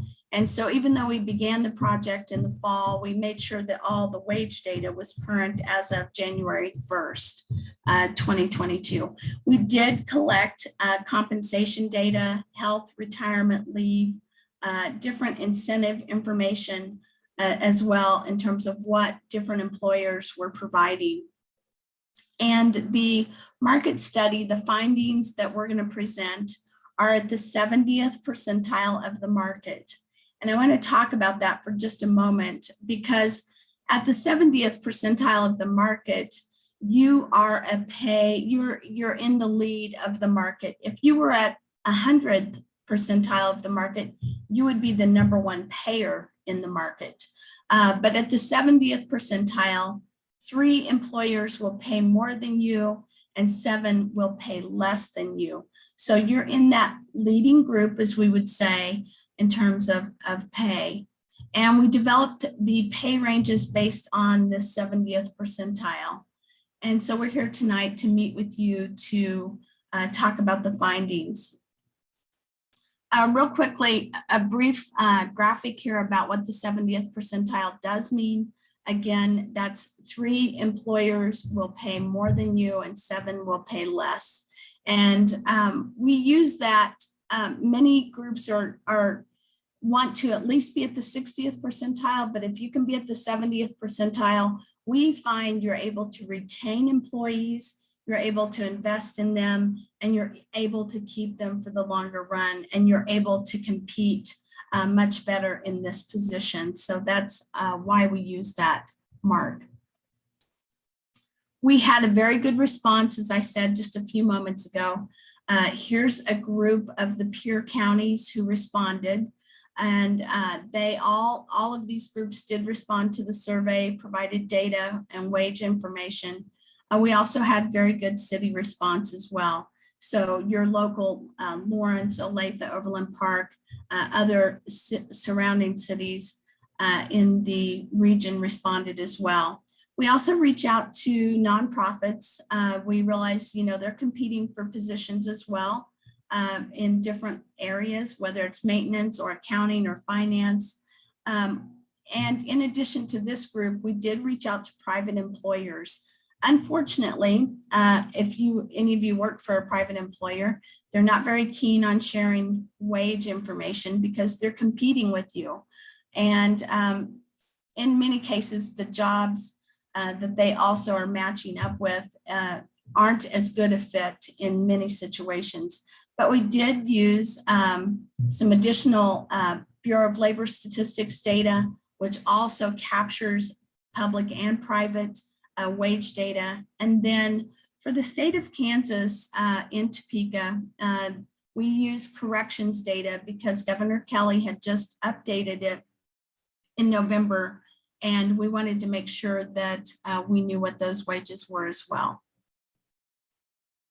Let me just talk briefly about the findings quickly, and then I know Brooke wants to dive into some more detail about implementation options.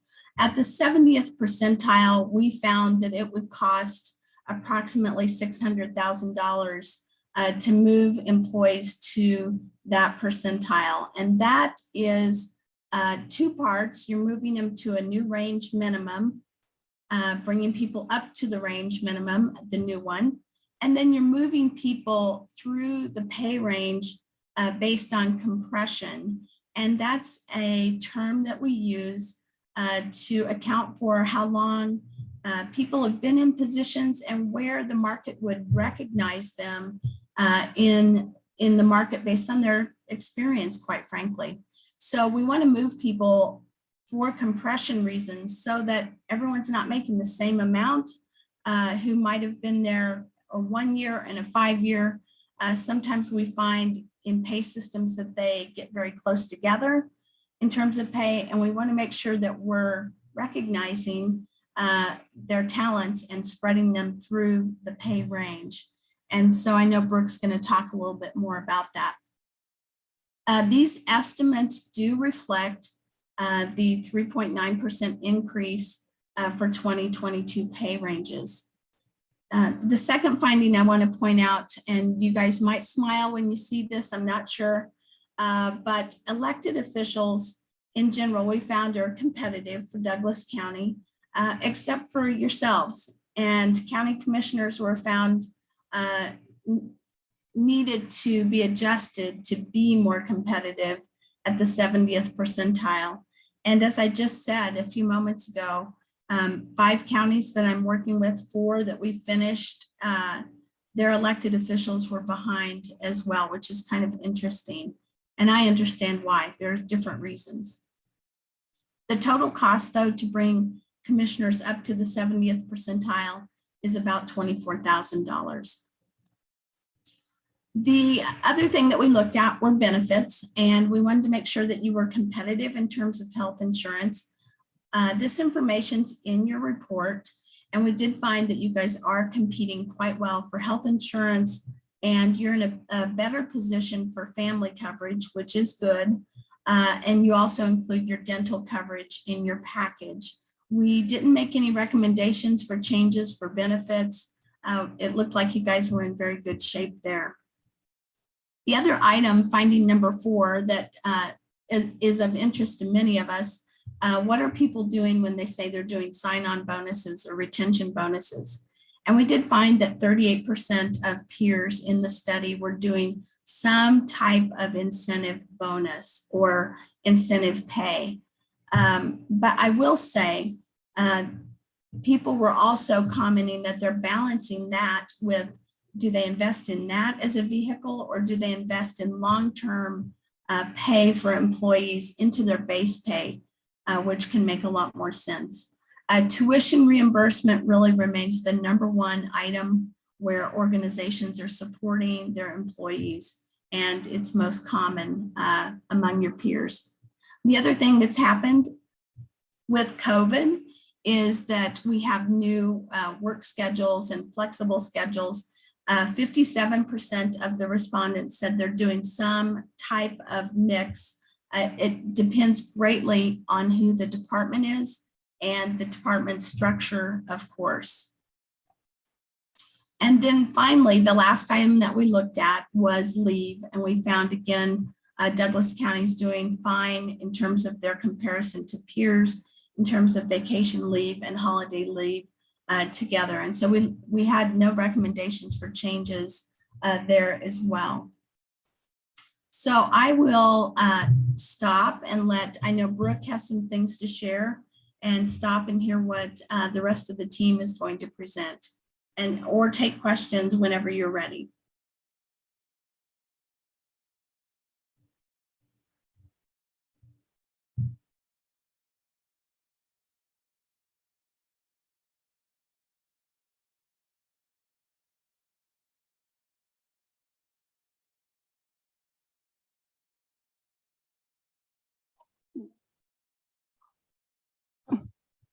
Are we on? Oh, good. There you I are. am. Okay. Thank you, Beth. If you didn't hear me, good evening, commissioners. So tonight, I'm just going to take you through the compensation analysis and a review that's very specific to Douglas County. We'll talk about a couple of things. I'm not going to spend a lot of time here because this is a lot of information. But as Beth said, we're going to shift each range by 3.9%. And then we're going to do, or the analysis recommends a compression adjustment. So we'll take a deeper dive into that on some of the next slides. But this really outlines that process and puts that down. So when Austin Peters completed this study, they identified 118 employees whose pay would be affected as a result of the shift in range. So moving each Douglas County pay range by 3.9%. Since that time, we've implemented our market and merit increases for 2022. And using the new data and running it through the same model, only 65 employees were identified that would now be below the new minimum for the grade. So for me, this means that our merit process, it's really grabbing those employees. And these folks might be employees who had just started their job. They're starting at the minimum for the range, or maybe they were only eligible for a market increase and weren't eligible for a merit increase by policy. So the impact, Beth had some numbers, and I've shown those here too, but using the new wage data after implementation of that process, it will cost us around $85,819 for the entire year of 2023. And then I wanted to show this on a graph because I think it's really important to note here that, some of these ranges, like specifically range 7, that affects 7 employees. These are clerks, secretaries, cooks, and equipment operators. This does also include an adjustment or a recommendation to move account clerk 2s from a range 7 to a range 8. So in that 7 range, in the 8 range, you'll see some movement there because of that. Also, 13 employees are going to be affected in pay range 38. So these are our adult services officers in criminal justice service department, corrections officers, and our deputies. So we've got some folks in those ranges that are going to be mostly affected by the results of this analysis and moving those ranges by 3.9%.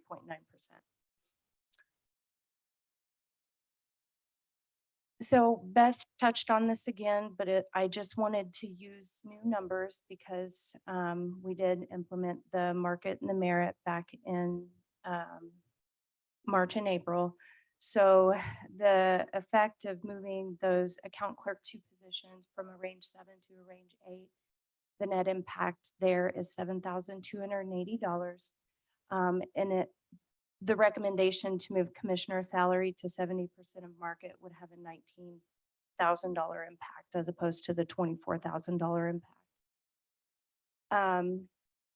So once we shift all of those ranges and move all of those employees who would then fall under the new minimum for the range, we're going to look at a compression adjustment. The compression adjustment is going to consider the length of time an employee has been in their current position and where they should fall within the pay range based on a years of service factor that's calculated. The years of service, at the Austin Peters Group recommendation is capped at 14 years. So if someone has 16 years, I back it down to 14 years. Because the thought behind that is that once an employee gets to 14 years, they should be at maximum for their range or close to. What this analysis, hopes to do is that it hopes to support either 1/4 of that target or 1/2 of that target. When we implemented this compression adjustment in 2014, I believe we did 1/4. So we've got 2 options here, and we'll look for some input on that. When the Austin Peters Group did this analysis, they were able to identify 309 employees for this compression adjustment using this particular method. And then after market and merit adjustments, it really just dropped slightly to 300 employees. Years of service is years of service, and maybe we had some retirements in there. Implementing 1/4 of the years of service target is estimated to cost $384 to $261. And then implementing 1/2 of the years of service target is basically doubled, $768, $523. I wanted to show this scatter chart. It's essentially the same chart, except for one of the axes, the amounts are doubled. But I think it's a good representation to show the gap between the years of service target and the current hourly rate for each employee eligible for this compression adjustment. And it's based on that years of service factor. So when I say the years of service factor on the bottom axis, the 0.5 would represent somebody who maybe has been here for under a year, all the way up to a 1, which doesn't show on the axis, I'm sorry, but 0.95, and then all those little marks there on the edge of that chart. Those are all of your folks that have been here for that 14 years. So with that, I'd like to turn it over to commissioners for any questions, and I'd like to turn it over to Sarah too, if you have any input. Thanks, Brooke. Commissioners, one of the reasons why we brought this analysis to you tonight is I am in the initial stages of planning for the 2024 budget. So as we began work on that process, it was if we realized if this is something we intend to do this year, I would like to have permission to build it in to my proposed 2023 budget accordingly. And then have staff proceed to prepare to do those adjustments in 2022 in advance of that budget. Now, in terms of that timeline, in case I've got employees listening that are, very interested into the timeline of what we would be doing here, given that the commissioners have not really gone through the entire budget process, and given, the amount of staff work that's involved in this process, the initial timeline that we have looked at would be, if the commissioners were supportive, that we would build this into the 23 budget. We would plan to do the adjustments in 2022. My target would be around September 1st to do these adjustments. That way we've made it through the budget process. We've ensured that we've got all the funds needed to pay for this, and we've got the time to really go through, in essence, reviewing every employee's placement in this with these factors.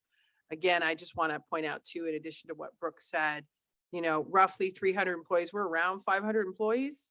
So this is approximately 2/3 of our employee base. That means this isn't going to go to everyone. This is going to focus on trying to get those ranges moved up and deal with compression at the lower parts of those ranges. So I also just want to sort of set that expectation. I know it's difficult, and I really struggled with bringing this forward at this point in time, because the administrator, I'm reluctant to talk about it now and not do something until September. But given where we are with our budget process, I felt like it was important to have this direction from the commission, and then allow staff time to continue to work on the budget process, and then prepare this information, review it with department heads in advance of that, and really try to make that pay happen around the 1st of September, those depending on pay periods and schedules. So that would be the timeline. And I know our team, Beth, as well as Michelle here, we stand for any questions the commissioners might have. Thank you. I'll go ahead with questions if you have them. Commissioner Portillo. Thank you. Thank you for the presentations. I really appreciate both the kind of overview from Beth and the specifics from Brooke.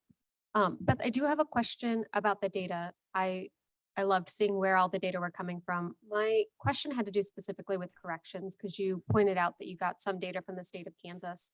The state of Kansas is in an absolute crisis right now when it comes to retaining corrections officers. And I have a sneaking suspicion that that has to do with the fact that they're paid terribly at the state level. Did you also get corrections data from the other counties that were involved in the Yes. study? Okay, just wanted to make sure. Yes. Yes, and I wanted to point out that I only used corrections because the state of Kansas is not the state of Kansas in terms of pay competitor that they used to be. And so because of Governor Kelly's adjustment in November, which was significant, we included that data. Great, thank you. Mhm. Commissioner Kelly, any questions? My question is around the peer county commissioners, since that came up in your budget. Did you separate out those that have a county administrator versus those that don't have a county administrator, those that have 5 versus those that have 3? Did that factor into your analysis at all? I did not. We used the average pay for commissioners. You'll notice on the list of counties, nearly all of these have county administrators or managers, with the exception of Riley, I think. And I would, I don't think. I was just saying Riley doesn't have an administrator. Not that That's I'm aware of. really no. surprising. And what I would say is I'm not asking commissioners to make that decision today, as in terms of how they would handle their pay. These are the results of the study. I need to know what to program in for the purposes of the budget. I think those are some conversations that we could bring back later, if that was the will of the commission to discuss that later. The dollar amount involved is not substantial, that it would change how we would approach planning for the implementation of that in 2022 and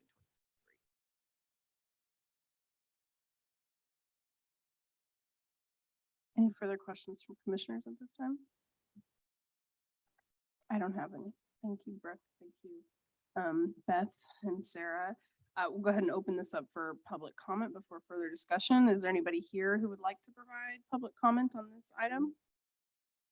Seeing none, we'll double check online. Okay, we'll close public comment and bring this back for further discussion. I will just say that I am,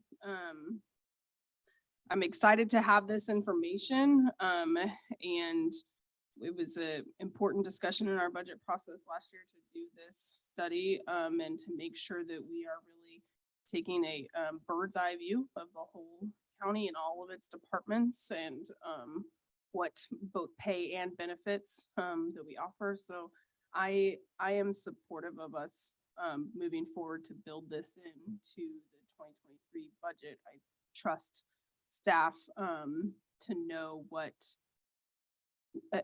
to make that workable, and it sounds like that is an option that's in front of us. And Sarah, you've indicated that there's a timeline that you feel pretty comfortable with being able to get all of the detailed nitty-gritty information per position and build that in effectively. And I'm supportive of us moving forward with that. This is Commissioner Portillo. I do just want to reiterate, I really appreciate the data-driven process that we're taking here, and I appreciate the deep dive that you've done, not just on salaries across the board, but also looking at compression and how that affects our employees, particularly longevity, because we want to make sure that we're not just hiring folks, but we're retaining folks. And so I agree with Commissioner Reed. I think we expressed this as a priority last year. We have the data in front of us. I am very much in favor of you building this into the budget process to make sure that this is a top priority. I would say that for me, and I would like to hear from my fellow commissioners, I do see a difference between the employee piece and the county commissioner piece. I appreciate the data that we're not quite in the 70th percentile. I don't see a need to increase our pay at this particular point. I'd like to focus on increasing employee pay. We currently have a question in front of our community as to whether we want to expand from 3 to 5 commissioners. And so it's not just the numbers that Brooke shared. We would potentially increase that by 2 more folks. So I want to make sure that we're focusing on employees with this particular budget. I recognize that the numbers for commissioners are smaller. I was very impressed to see how well paid our other electeds are in comparison to our peer communities, though. That was nice. Yeah, I really appreciate our Douglas County employees, first of all, and I think workforce is really changing, and it's really important that we remain competitive. And I think it's important that we do these studies and that we follow what the recommendations are. And I'm supportive of that. And would encourage Sarah, if I'm just sort of interested in our some of the last finding they had around sign on and retention. And I know we've had some issues hiring people recently that Sarah, if you felt like that was a need that we had, or tuition reimbursement, since it seems like so many are doing that you would come to us and make that recommendation, because I think we're just in a new space when it comes to recruiting and retaining workforce, and would really encourage that. I agree with Commissioner Portillo. I think we need to hold right now on commissioner pay, as we have a question that's out there that would impact. I'd like a little, that's why I asked about that question. I'd like a little deeper dive maybe into some of the differences and that I'm not, my understanding about Shawnee County was a little different than hers. That doesn't mean I'm right, but it would just be interesting to get a little more information. And I think it's important for the community to understand the costs that would be related to a 5-member commission versus a 3-member commission. So making any change to our pay right now just seems premature, in my opinion. This is Commissioner Reed. I appreciate you both commenting on that, and would agree. I think in particular because of that question that will be on the ballot, that we want to hear from the community about, that it doesn't make any good sense for us to roll an increase in commissioner pay into this. And I believe that it's been both when we asked for this compensation study and built that into the budget and our conversations that we are really employee focused and wanting to make sure that we are the best employer possible. And so I think that it makes sense to hold that back and not move forward with increasing commissioner pay. I also appreciate, to your point, Commissioner Kelly, that it helps illustrate a little bit more information about it can help illustrate in this larger conversation about increasing to 5 commissioners, what the financial cost of that is and what the tangible changes both to the budget and physical space and staff capacity will look like. Those are all factors that will be important for us to consider depending on what the voters say moving forward. And then I will also comment on the different bonuses or retention, tuition assistance. I think those are things to pay close attention to. I believe that it is more valuable and more impactful to do what we're doing and make sure that we are really increasing everybody's base pay and being competitive in that way. And that encourages longevity in employees. So I think that that is the right trajectory, but that it is important for us to track if some of those other issues, if the lack of those sign-on bonuses, retentions, tuition assistance, or other benefits is noticeably having an impact on our ability to fill positions, and that we can revisit that in the future if it feels like another layer that we need to incorporate. I appreciate that, commissioners, and I appreciate that feedback and flexibility. I think that's something that as we continue to constantly evaluate our compensation strategy, we can look at as we approach that. I do want to clarify, so just a couple other things. Inside this, there's basically, we've shown you a recommendation for a quarter adjustment to the compression and a half adjustment for the compression. It's staff's recommendation that we do the half. And I believe I have sufficient funds in our funding balance to pay for this one time in 2022. And then my desire to incorporate that into the 2023 budget. So I want to clarify that the commissioners are comfortable with that 0.5%. Yes. Or not 0.5%, a half of an adjustment. Okay. Yes, I would agree with that. Thank you for bringing up that that distinction. I forgot about it. Sorry. Yes. And in addition to that, we're already talking about 2023 pay and how we look at that in the budget. And I just know that this is going to continue to be a really competitive staffing environment. We're looking at how do we place ourselves appropriately in those markets. I think, and specifically, I really want to try to, add additional room in our merit pool so that we can distinguish top performers. This is largely a market-based adjustment based off of what we're seeing in terms of that pay. With a 1% merit pool, it has been difficult for us to reward top performers and really create some distinguishing space there. So that's one of our top priorities as we approach 2023. But I appreciate your feedback tonight. This is Commissioner Portillo. I will just say that I really appreciate the approach that the county takes, considering both market and merit. And so this is the market side of that. And this is where the data really demonstrates where we stack up compared to our peers. And that's important to make sure that everyone across the board is getting paid what we need to pay them in order to recruit and retain the best employees for our community as a whole. Merit is where we really distinguish those top performers and retain the top talent. And I think we need to be mindful of that as well. And so 1%, the pool doesn't seem like quite enough to make enough of an adjustment. So I like that we're taking a both and approach. And I would also be in favor of increasing that merit pool a little bit. Any further comments from commissioners? Okay, thank you so much, Brooke. Thank you, Beth. We appreciate your time. Have a good evening. You're welcome. Okay, we are almost at 7:30, which means we've been about 2 hours in. I'm going to request a brief 5-minute break, and we'll come back at 7:33. Okay, we're adjourned until then. codes presentation to consider amending the fee schedule related to fireworks, tint applications and displays. I believe I've just moved Tanya Voigt into the panel, and she will be presenting this item. Tanya?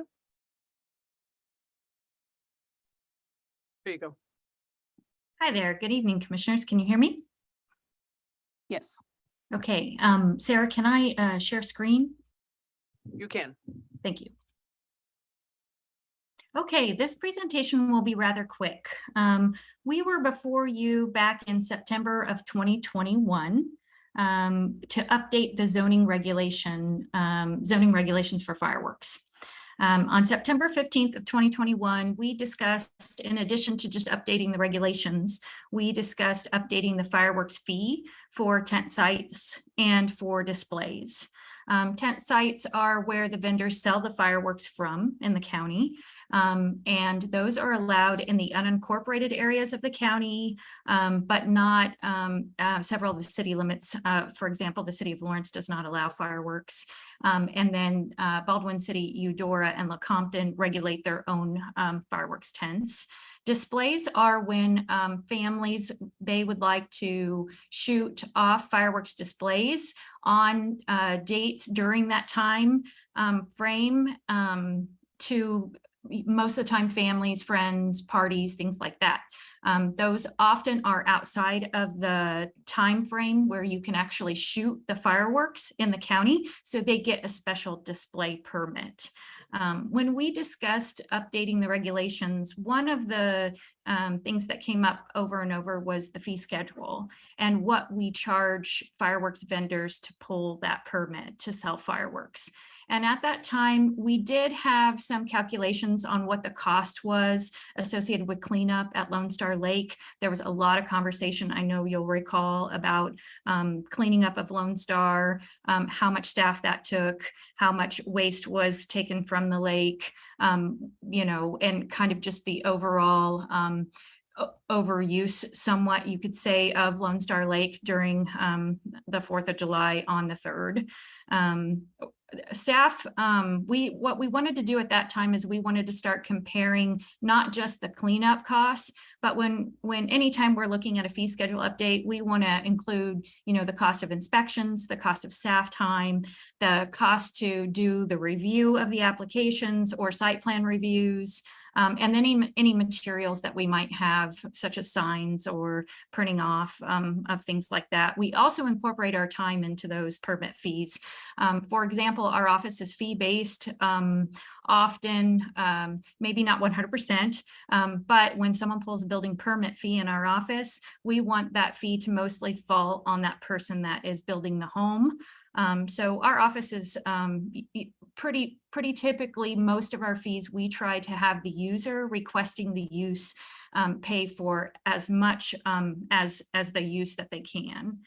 During that, in September of 2021, we also discussed the expansion of the dates where fireworks can be sold and where fireworks can be ignited.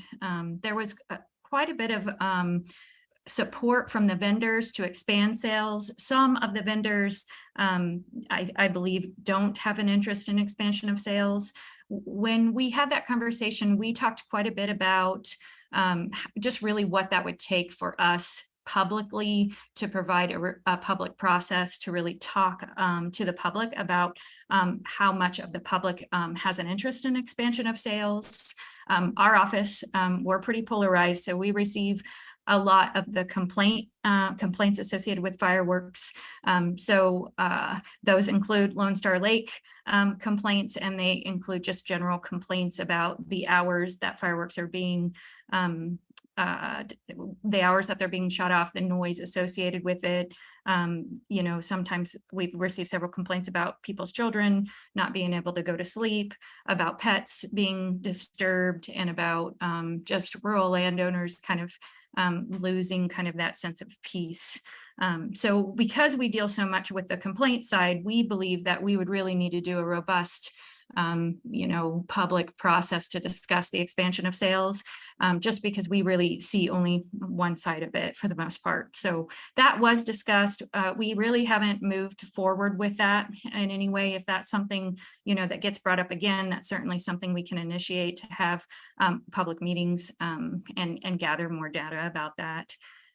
At that time in 2021, we specifically stated in our memo and in the county commission meeting that we wanted the permit to cover cleanup costs, staff time, possibly fire response time, EMS time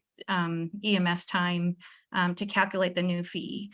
At that time, we believed the permit fee would be somewhere between $500 and $1,000. And we also wanted to compare that to other counties to kind of see where we sit. So when we started looking at the permit fee, we broke it down by department and collected data from each department. So the Public Works Department, we looked at what it took for staff and equipment to clean up at Wells Overlook and at Lone Star Lake. Those are the only two locations where fireworks can be ignited on county property. And we did add in there the Public Works crew wanted the replacement of approximately 2 trash barrels, because fireworks do burn through those and they need to replace them every year. For the Zoning and Codes Department, we calculated staff time for plan review, the processing of the applications, preparing the packets and providing signs, rule signs, and scheduling the inspections and responding to complaints if necessary. For the Sheriff's Office, we received data just from last year. We didn't go any further back with some of these departments. The Sheriff's Office responded to 4 fireworks complaints. Typically, they do staff a person at least near Lone Star or at Lone Star Lake during the 4th of July. And the emergency management, we really didn't have a way to quantify the number of emergency response calls to go into the permit fee. Dispatch was able to tell us that they responded to 275 calls. But that included the city limits, and it was going to take quite a bit to break that up. So I think it's just worth noting that, emergency response, there is involvement of that associated with fireworks, but none of that was quantified in this memo.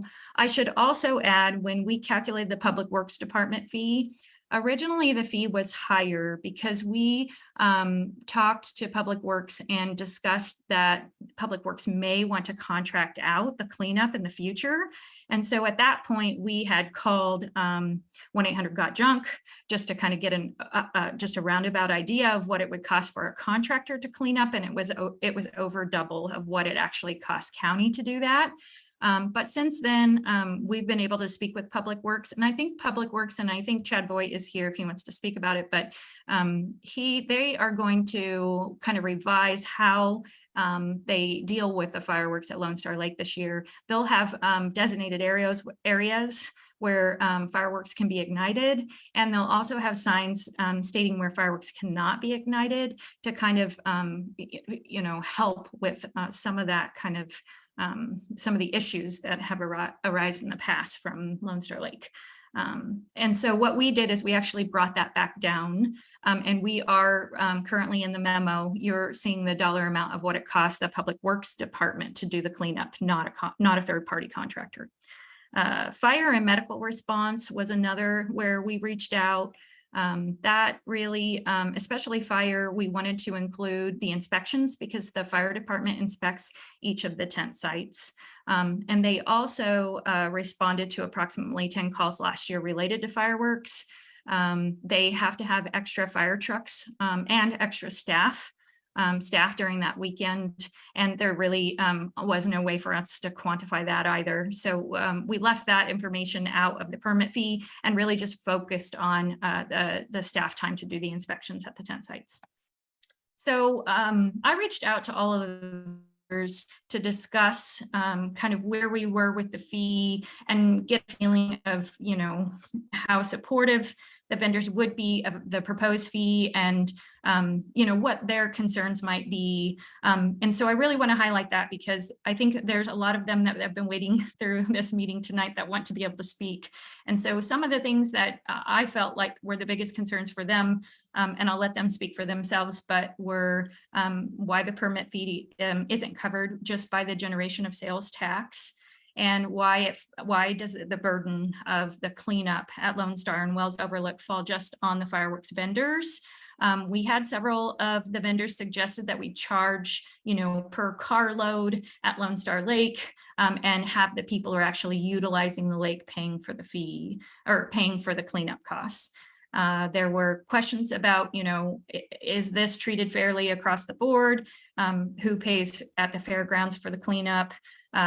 There were concerns just kind of about the waste at some of the tent sites and how much cardboard and stuff is generated at those sites. I think we can help with that and provide maps of where recycling can be taken in the city limits and out in the county at the drop-off sites, because if they're an out-of-town vendor, they may not know where they can take recycling content.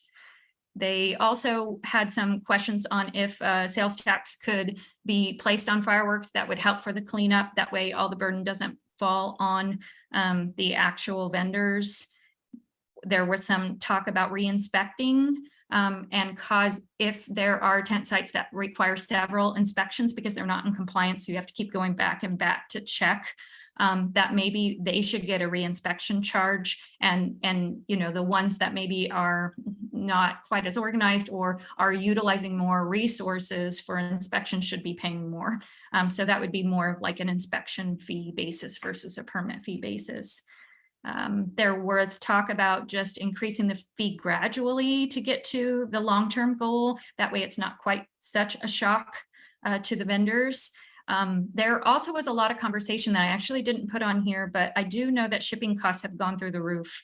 And for fireworks to be shipped, I think this in general is just kind of a hard year for fireworks vendors. Their prices have gone up quite a bit and their shipping costs have also gone up.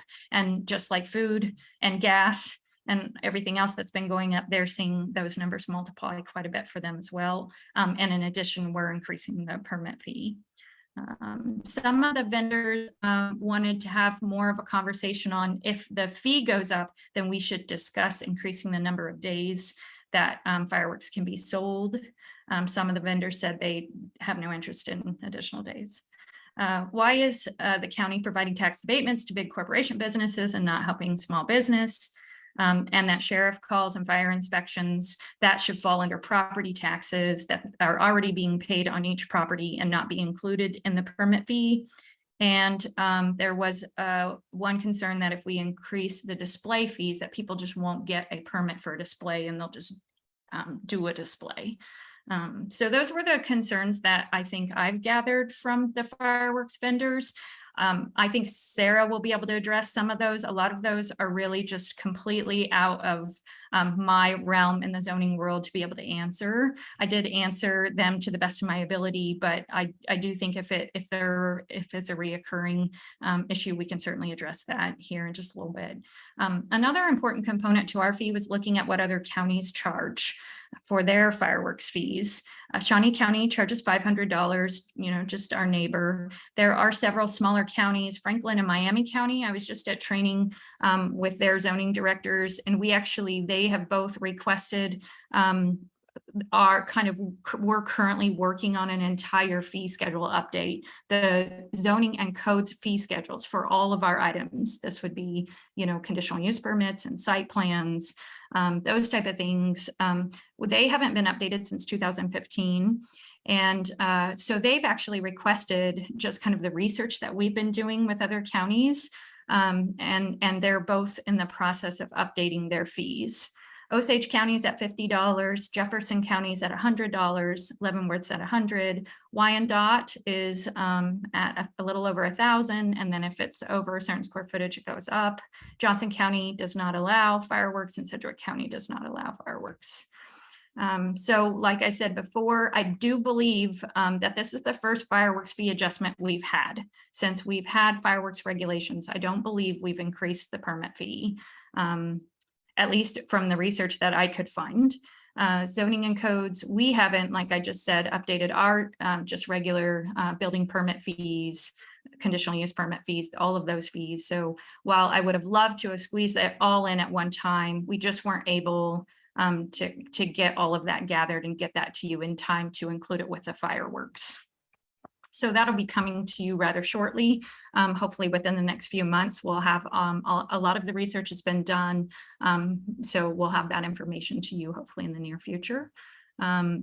So our recommendation, staff's recommendation for the fireworks fees would be to increase the fireworks tent fee. It's currently $125. It would increase to $500. And the display fee is currently $25 and it would increase to $100. And I'm available for any questions you might have. Thank you. Thank you, Tanya. I appreciate the presentation. Do you, well, first of all, I'm glad to hear that there's research that's already been done and y'all are working on reviewing all of the fee schedule. I think the reason we are talking about fireworks separately is one, because we updated some regulations about it within this past year, and timeline wise, we are in that, excuse me, we're in that season and where your office is receiving permits and starting to do that. Can you just quickly give one example of another fee that the research that you've done so far has indicated is too low based on what the staff capacity is and in comparison? So just CUPs or building permits? So all of our fees are too low. Currently, right now, a conditional use permit fee is $100, and that does not cover a resolution publication for a conditional use permit.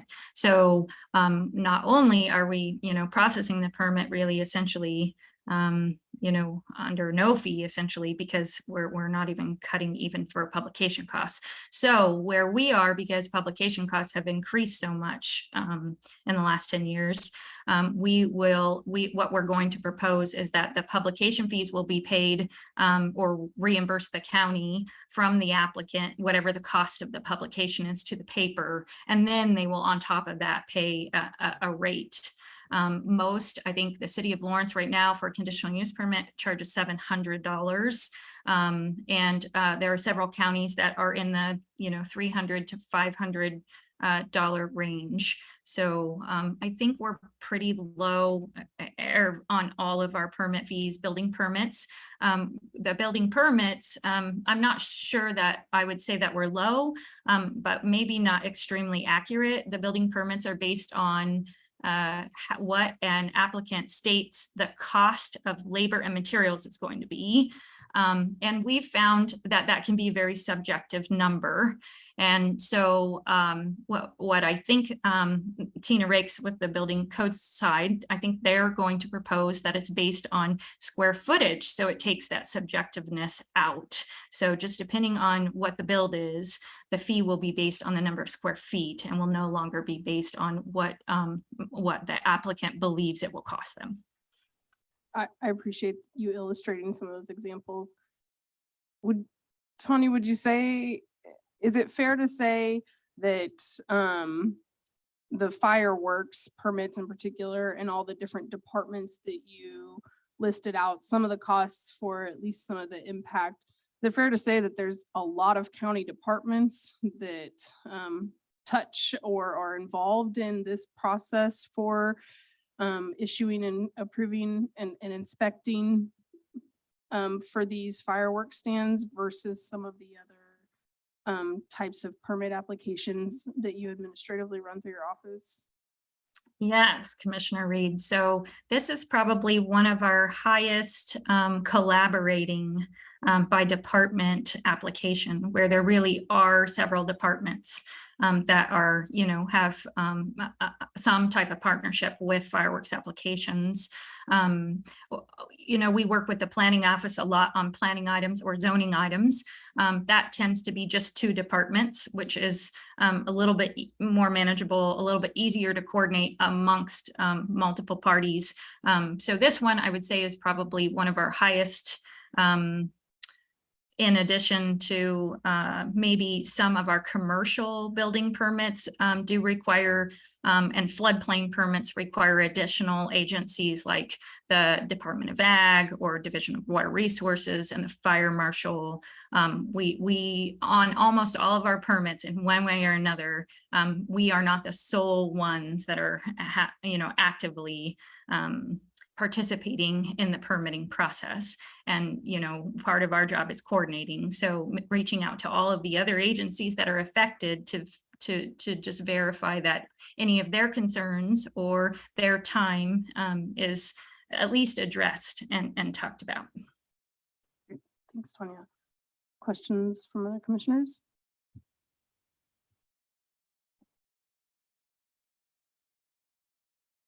Okay, no questions. We'll go ahead and open this item up for public comment and invite anybody who's here with us to come on ahead. When you get up to the microphone, just press that button so that you see the green light and be sure to speak closely like you're in a helicopter. A problem hearing me.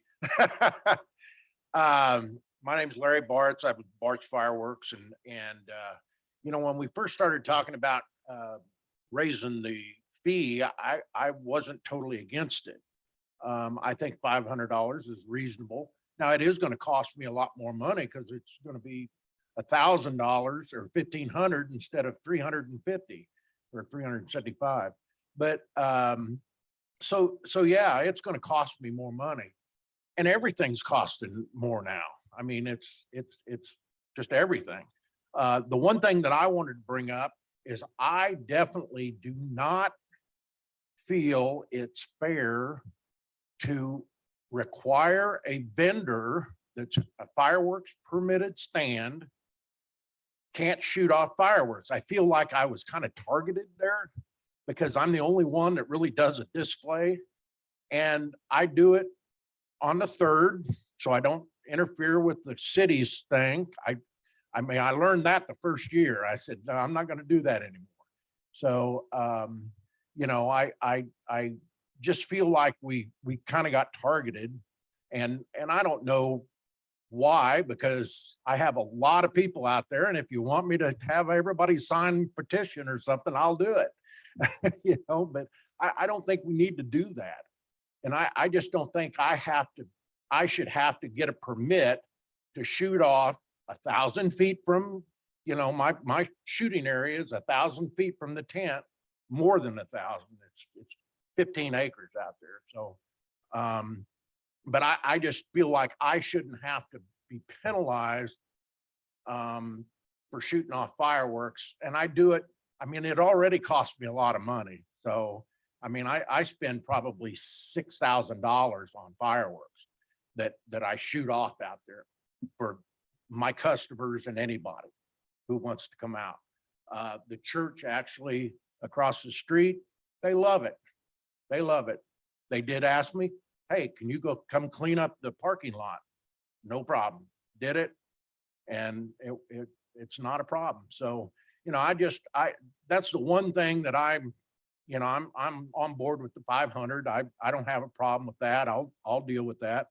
I think once we get stretching it too high, then, I mean, you don't require the McDonald's to pick up their trash. You don't require the Budweisers to pick up their cans. I mean, you need to penalize the people that are having a problem. And that's why I said for Lone Star, just charge them a fee or something and let them go out there and shoot off. And then that fee covers what they did if they don't pick it up. So thank you very much. I appreciate it. Thank you. Thanks for your comments. Other folks, come on ahead.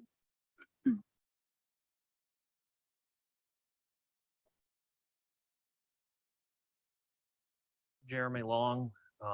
My family's been selling fireworks south of town for about 22 years now. I just want to point out a few things. First, I'd like to thank Tanya and all the staff. They've really included us very well in this process, and I appreciate that. And hopefully going forward, if there's changes to be made, we'll be included as well. I think myself and the other vendors really appreciated that. A few small points I would make. I was one of the vendors in favor of expanding sale dates at least a couple days to help absorb the additional cost. And while there are other counties that charge a higher permit fee, I think it's also interesting to recognize that like Shawnee County, I think they're at 500 as well, what she showed. They sell for 9 days, not 4. And a lot of the other counties that we were compared to have longer selling seasons than Douglas County. Also, as it goes kind of on what Larry spoke to for the cost sharing to all the costs that are incurred by the county. As vendors in Douglas County, we don't have a monopoly on all the fireworks that are used in Douglas County. In fact, if you look at the city of Baldwin and Eudora, I believe Eudora has 2 or 3 tents inside their city limits, and Baldwin has, I believe, 6 within their city limits. That are contributing, and not to mention the people who travel outside the county or even the state because they feel like they're getting a good deal by driving to Missouri. Those are being shot off here as well, contributing to the problems and the cost incurred by the county. As far as the $500 goes, that's kind of at the top of the limit I was expecting when this process started. I'm not opposed to that. I think going forward, it should be considered that costs have increased significantly for us and our business models have changed. I mean, freight from Shanghai to Kansas City is now knocking on the door of $40,000 a container, when pre-COVID it was about $8,000 to $10,000 a container.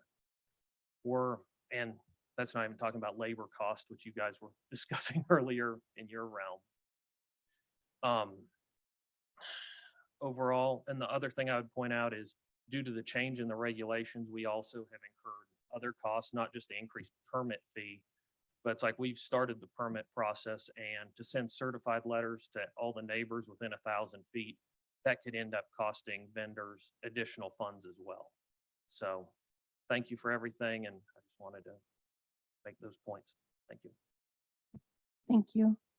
Is there anybody else here in person that would like to provide public comment on this?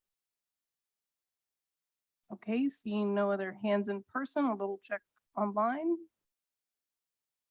Okay, thanks, Sarah. Go ahead and close public comment and bring this back for further discussion amongst commissioners. So I really appreciate Tanya reaching out, and I appreciate the vendors coming and speaking so highly of that process. I think there are some things that I would like us to think a little bit about. I remember when we talked about this in September, if we could expand the number of days, that would sort of soften the blow of increasing the fee, was one thing we talked about. And we just frankly haven't gotten to that. I think you said, Tanya, that hasn't been something we've been able to deal with yet. You know, it seems like the fee is reasonable, and I'm just interested if commissioners have any tolerance with, you know, increasing the fee over time, you know, if that would be a way to sort of recognize those concerns and, you know, get some more feedback from planning staff, or maybe even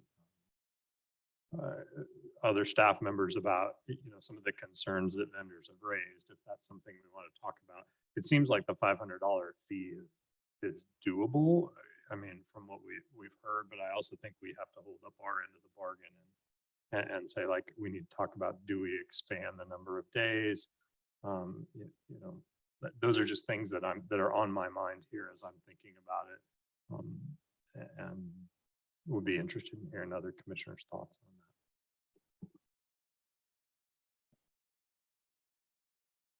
This is Commissioner Portillo. I just want to echo what Commissioner Kelly said. It is really great to hear that folks felt really included in the process, and I'm glad to hear that this was such a collaborative process.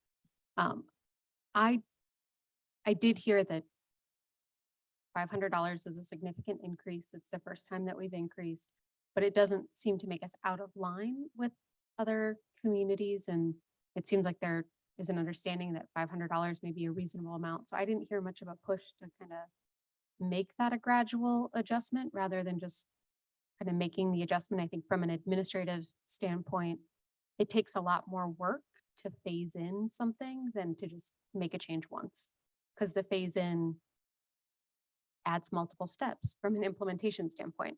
I do hear what you're saying on the, should we have a discussion about more days for sales? And I think we can have that conversation separate from the phase in. And does it make sense to have that conversation now, to have that conversation at a later date. We're getting really close to that season for this year. So I wonder if we have the permit discussion now, but we still then say, how did it go this year? Do we think that there is space in our community to expand the number of sale days for 2023? And that's something I'd be very open to. I'm not saying I'm opposed to it for 2022, but it may be that that's kind of the next iteration of these conversations. If I could add in on that, what I would say is that I think, if the recommendation from staff is to move it to 500, ideally, what I'd like to do is do a more just regular updates to fee schedules. And it's really been too long. And have some planned increases that we just know that, hey, these are going to go up, as costs go up for us, they're going to go up, and these fees can be built into vendors' rates that they charge for their products, and then we can all go from there. I think at this point, I'm not ready to bring you kind of what that increase or that regular increase would be above 500. I think that's something we bring to you separately, and I'd like to do it kind of more uniformly across zoning and codes fees and how we would approach that schedule. As to the notion of expanding days, I think that's certainly something we could talk about this fall, if that is the desire of the commission. I would say that I think in addition to getting feedback from vendors, we would need to get feedback from neighbors, community members, our neighboring municipalities, in terms of some of what would those impacts be on them. And so, I think it's certainly something, if the commission wants us to discuss, we can. But we didn't hear an overwhelming push for that. Which is why the staff didn't push for it. This is Commissioner Reed. I appreciate all those points. I think that, we just last year we discussed a $500 to $1,000 range. Is kind of what we were talking about. So while I can appreciate that jumping up to 500 is a bit of it's a large jump from where you're at, especially if you have multiple sites, and appreciate that multiplies. And it is also at the same time on it is the lowest end of the range that staff had initially kind of calculated and recommended as what we should be looking at to kind of come into modern times and take into account all of the impacts that it has. And the gradual increasing of it feels like some unnecessary burden to put on staff administratively. I am definitely open to the increase in days of sales. I think that that's a valid point, and it is a conversation that is worth having with our community. It feels that the timeline is not right for that for this season, and so it would have to be a later conversation and to get feedback and consider for next year. But in terms of being able to kind of compare with those surrounding counties and the amount of days that they have, as well as the municipalities inside Douglas County and what their timelines are like, that it's a worthwhile discussion to have. I think that it's a valid point that's been brought up, and I'd be interested to hear from the public generally how much interest there is in that and or opposition. And I also really appreciate the point that all of the nuisances, if you will, and the complaints that Tanya spoke to her office being on the receiving end of, and getting a pretty one-sided kind of perspective, because they're the office who fields complaints and frustrations from our residents, that they are not all because of the vendors in Douglas County. And I appreciate that point being brought up in public comment, and know that it is absolutely true that many of the fireworks used in Douglas County are not necessarily purchased here. And so I just want to acknowledge that and appreciate that it is a more kind of complex issue that we're trying to address. This gets us being able to increase this fee to $500 right now, and recognizing that y'all are the first ones that we are doing a fee increase with, kind of outside of the process of the entire fee schedule for zoning and codes. I think it's an important step to take right now, but that there are some more conversations to have about how to balance that out and appreciate that costs have gone up significantly for vendors in a variety of ways, and that there maybe an increase in time can in the future can help offset that. And then I guess the one thing I wanted to ask Tanya to speak to that the comment that we heard about vendors not being able to display or having to pay. Will you just clarify that? Because I think I maybe missed part of that in the presentation. I want to be clear on what these regulations are stating. Yeah, so displays are when either vendors or just, landowners want to do a large fireworks display on their private property. And, those can be, like Larry said, tens of thousands of dollars worth of fireworks. So it's like going and sitting in a yard and watching a fireworks display that a municipality puts off, but it's private landowners doing that. The reason that we are increasing the fee and we're requiring neighbor notification for that is so many of our fireworks vendors are literally touching the city limits. And a lot of our fireworks complaints come from the city limits because of those displays. Those affect, apartment owners, very high density residential development, and they're right next to the city limits where, technically fireworks aren't allowed. So what we wanted to do was just get the word out to those landowners in the city limits and in the county within that, 1,000 feet or 400 feet into the city limits, to let them know that a display is going to happen, the date and the time of that display, so they can make arrangements for themselves so that their lives aren't quite so uncomfortable. So that's really why we wanted that incorporated, and that takes staff time, and the displays do generate complaints, and that's why that fee went up from $25 to $100. There is quite a lot of staff time in managing just the questions and complaints associated with those. Thanks, Tanya. That makes sense to me. And I think that the notification is an important element to help mitigate some of the issues.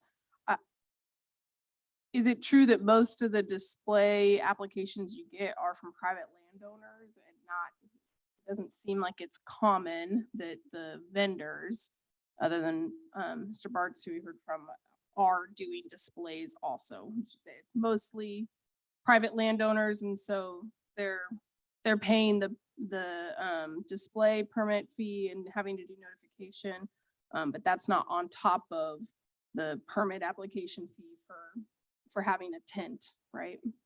That's correct. Another thing to note that display fee covers is when a display is done, the fire chief actually goes out and looks at their site plan and verifies that things have been mowed and that, all of the technical regulations associated with the display are met before, and that they have a plan. They have, backup people and trained people to set and ignite those fireworks off. So that fee is also really covering that inspection. The fire chief has to sign off on display applications. And so that's covering, them going out as well. You are right. We do actually have one other vendor site that does display. So I think we have two that I'm aware of. So Mr. Bartz is not the only one. All the rest of our display permits are just rural private landowners in the county. Thanks, Tanya. So I'm going to make one more appeal for my phase-in approach here, because I wasn't trying to make this difficult on staff. I think it's a jump from $125 to a $500 fee. That's a pretty big jump. My thinking was we go from 125 to 250 this year, we go to 500 the following year. And that was all I was proposing, recognizing that it is a big change, and that our vendors are trying to do business in our county and make money for our county, to be honest. And I want to just recognize that that's a big change for them. That was my whole purpose. I wasn't trying to make some graduated fee schedule or something like that. We could do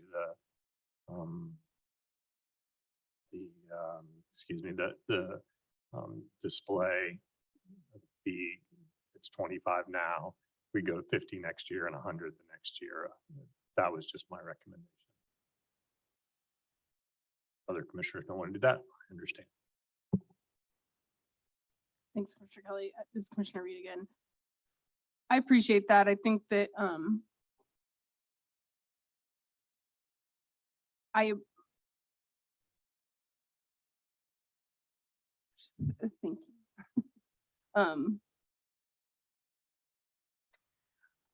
I know that, I mean, it's not a gradual year after year increase. I mean, so it's theoretically not too much administrative burden if we break it down that way. So I think I mean, I'm open to that.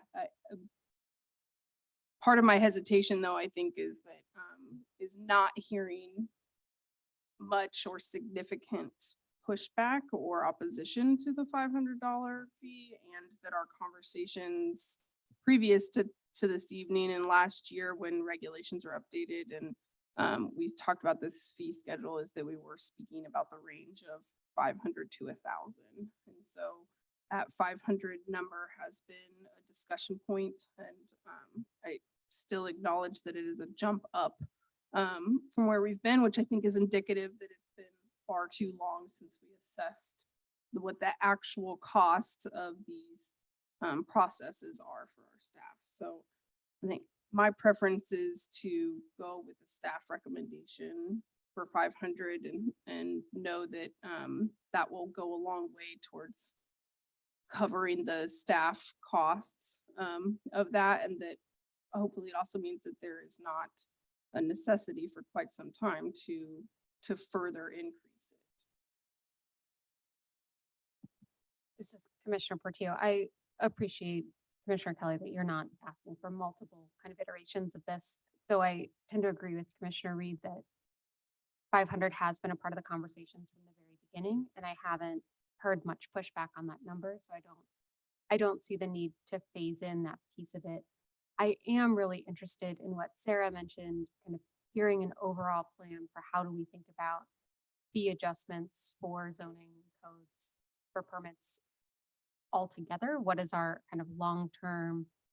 Do we take a look at these every 2 years? Is there a rotating schedule? Do we peg this to inflation?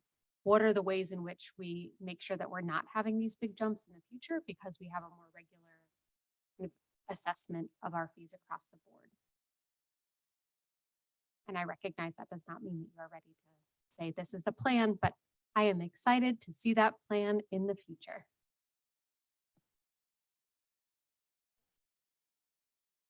Any further comments or thoughts from commissioners, staff? Do you all have anything else you want to speak to? Yes, I'm sorry to interrupt. There you are. Okay. I think I have something that will help ease your minds on the fee increase. We started accepting applications on April 1 for fireworks vendors. And so any applications that come in before this resolution is published, they are actually coming in under the old fee. And so that does provide kind of a good just frame of mind that some are going to be able to, and we've voiced that. All vendors have been aware of that. And so many are utilizing that this year, and then we'll fully understand that the fee increases for next year on April 1. Thanks for that, Tanya. I do have one more comment in response to some of the comments that you published from vendors. I particularly honed in on the idea of charging a reinspection fee. And I just want to encourage, from my point of view, I think that that's a valid point for staff to consider. I don't know that there are other, well, I'm going to assume that there probably are other such applications or permits or processes that require inspections, and sometimes due to non-compliance require re-inspections. So I would encourage that staff consider if there can and should be fees associated with that to help encourage compliance, right? And also to just account for the fact that that is producing additional staff time and work if you are repeatedly visiting any such site, not just firework vendors, but to do re-inspections and repeatedly do this sort of same work. So I would just encourage in your assessment of the full fee schedule moving forward, determining how significant of a use of staff time that is in the different types of processes that your office is handling.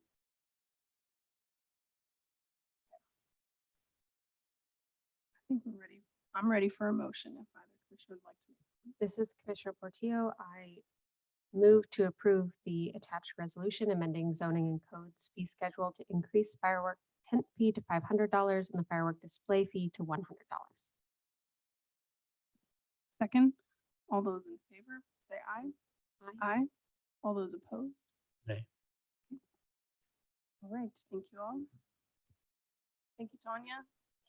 Thank you all for being here. We'll move on to item 4.4, Public Works. Consider, it's a really long paragraph, so I'm just gonna turn it over to you, Chad. Well, and maybe while Chad's coming forward, if I can kind of set the stage a bit, I just want to kind of talk about what this specific item is asking us to do today. This is not approval of the entire South Lawrence Traffic Way project. It is about the agreement that what would be outlining what both city and the county are willing to commit to in terms of a match for the project as it would move forward. So I just maybe you can kind of give us some context of all that, Chad, in terms of where this puts us in the process and what specifically we're looking to do today.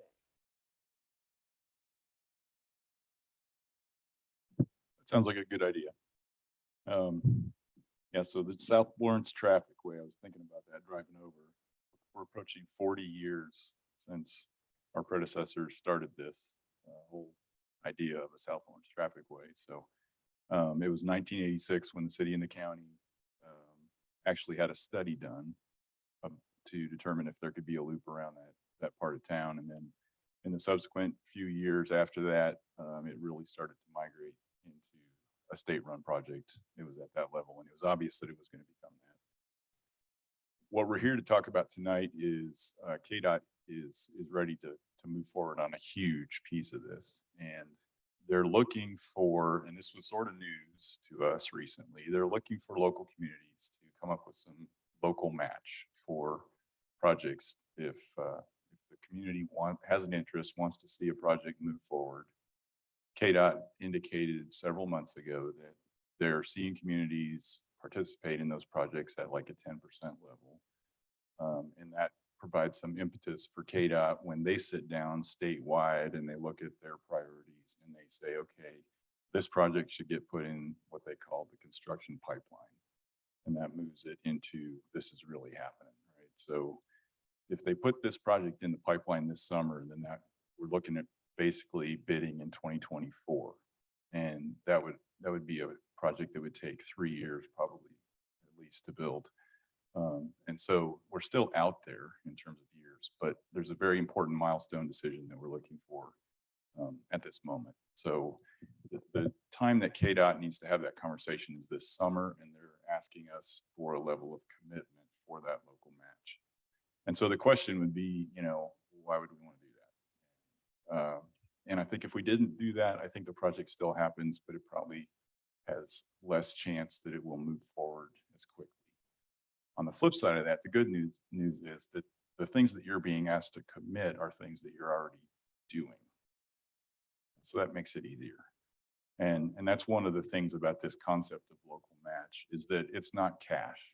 It can be cash a little bit, but they're willing to look at things that we're doing locally with major projects that are related to this project and call that a match.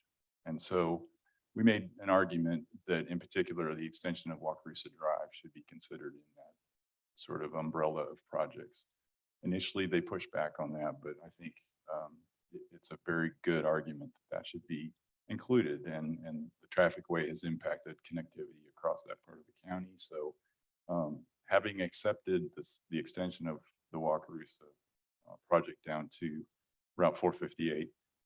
That really puts us way over where we needed to be for 10% match. So it was a fairly easy, bar to meet. I do have several slides I want to walk through. If I can get this to go full screen here. There we go. So there's what they're calling the O3 project. The entire west leg of the traffic way goes from Highway 59 up around to the turnpike. They've divided that into two pieces, and this is likely the piece that will be built first. This is the O3 project. Those are the last two letters of the project number. And it goes up past 6th Street and then terminates at a point that would be picked up and then extended with the next project. The next project, by the way, would follow within a couple of years. It would probably be overlapping in many cases. All right, so I just wanted to quickly, as a general rule, the public doesn't get a chance to see what KDOT is thinking often. They've had public meetings, they've had some bumpy experiences with public meetings. So I thought this was a good opportunity to kind of walk you through what we as partner staff are seeing. So this is down at Iowa Street, and that's what the interchange is currently proposed to look like. It's a folded diamond. They're leaving the east side open there, and there's as you may know, a proposed commercial development in that area. So the on-off ramps are all on the west side. There's not much change on the north there. And that used to be the bridge to nowhere until the east leg was connected, and now it's going to be a double bridge. So get to the next slide here. Okay. This is very difficult to see probably, but this is 27th and Wakarusa. As we all know, that's a grade interchange right now with an intersection with a traffic signal. It's one of the most critical points on the traffic way right now. When the east leg opened, this became really, really critical that this is addressed in this area, as you I'm sure know. If that looks hard to understand, that's because it is an amazingly complex part of the project to solve. I'm going to see if I can get zoomed in here. There we go. So there were concerns. I want to make sure I point out, Commissioner Portillo, you were at the meeting at the middle school several months ago. There were concerns from Stoneback neighborhood, which is Miller Mart, that area, about one of the previous plans that had quite a bit of work happening right behind the houses. That's been modified and pulled down to the south, and those residents, I'm sure, are much happier with that. There is, I'll try to indicate if I can get a mouse to work here. So 27th Street will slip straight out to an intersection with Wakarusa.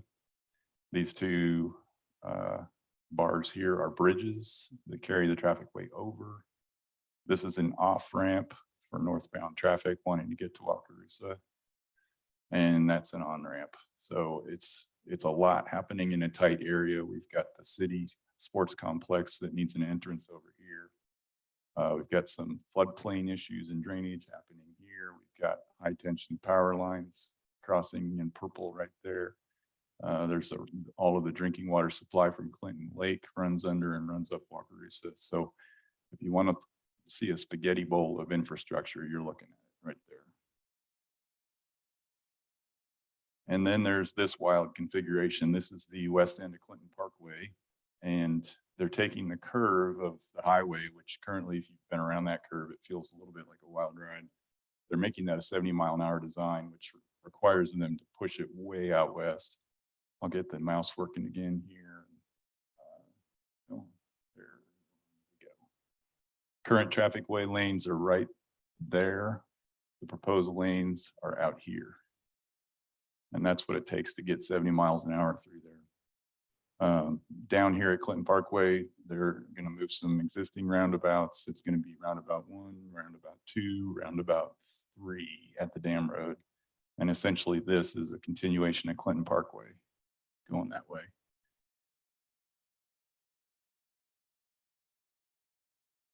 And there's a zoomed in picture of that. it'll be impressive when it's done.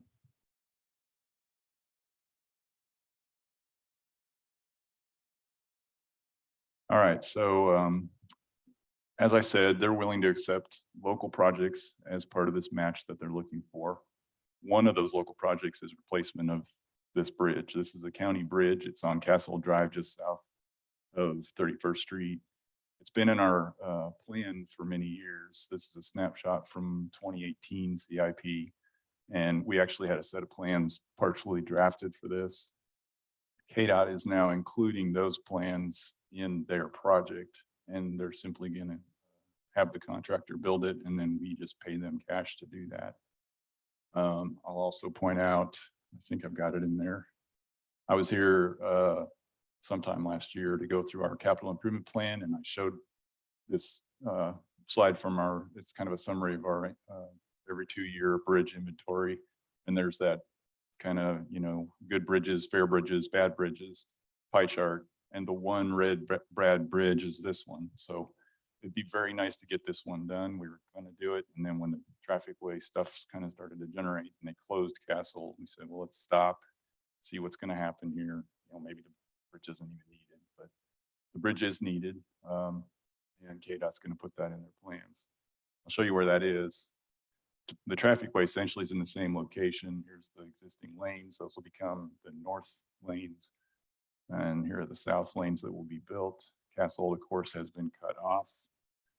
And that bridge sits right there. No, sorry, right there. And that Yankee Tank Creek is what comes down through there. And at that point, it's a confluence of 3 major watersheds in Lawrence. So it's really a heavy floodway area. And the unfortunate thing here is that the bridge is needed to provide access to 2 properties. One of those is this property, which is all floodway and probably has very little development potential. The other is this farmland. And so I'll tell you right now that when we get to the point where we've got dollar numbers on that design, we're going to have to evaluate whether that makes sense. So that'll be a conversation to have later. And I've already kind of shared that with the designers. HNTB is the engineering firm that's working for KDOT on the traffic way, and they're working on the bridge plans. And asking us, you know, what kind of bridge do we want? What standards do we want to meet? And we've given them that direction. Let's keep rolling here. So yeah, there's the floodplain. The hatched areas are floodway. And if you remember, floodway is the much more restrictive area of the floodplain where absolutely nothing can be done. And so that's a very heavily impacted area when it comes to flooding. And so protecting this ground it's essentially very high quality farm ground. I really wish there was another way to get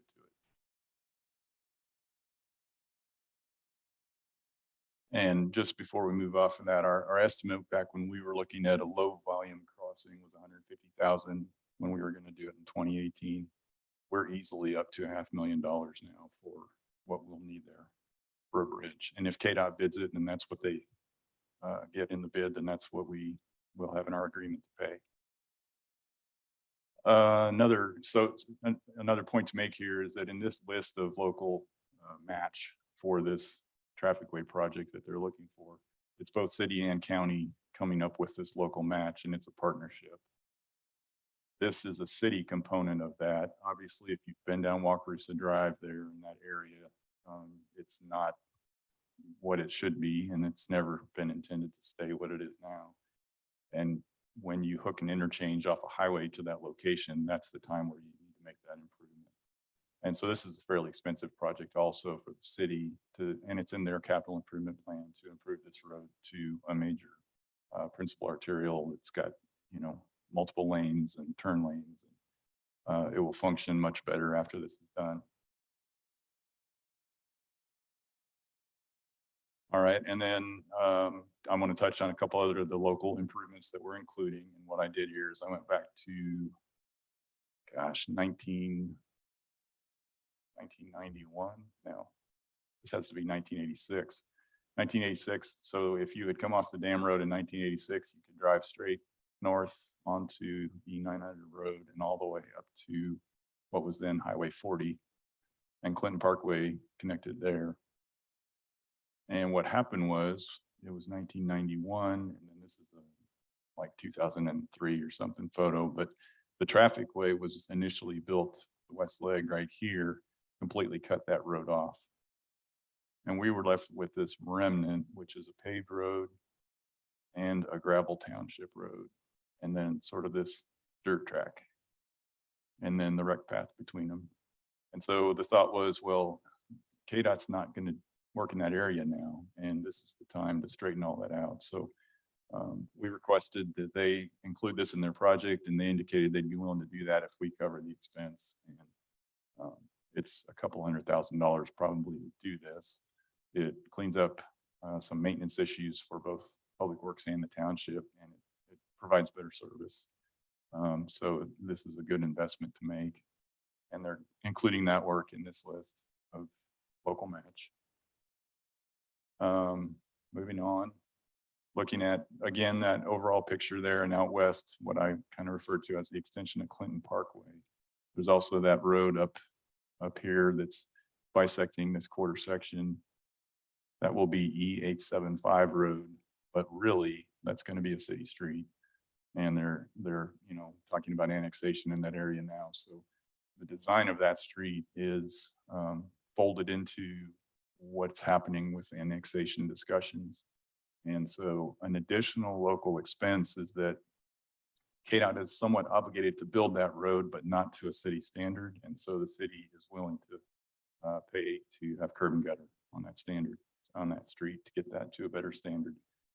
So we'd have curb and gutter and storm sewer. So they're kind of referring to that as the urbanization or modernization of that road. So again, that's a project that's listed for that local match. And so this is what we actually received from KDOT. See if I can get that. Yeah. It's not disappearing on yours, it's on. I was trying to get the Zoom meeting out of the way of the numbers there.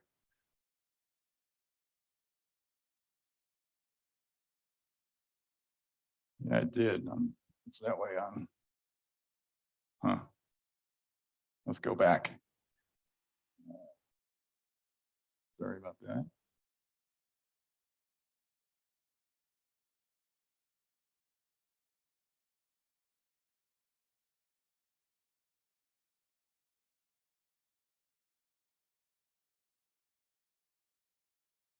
Function of 5. Oh, come on. Yeah,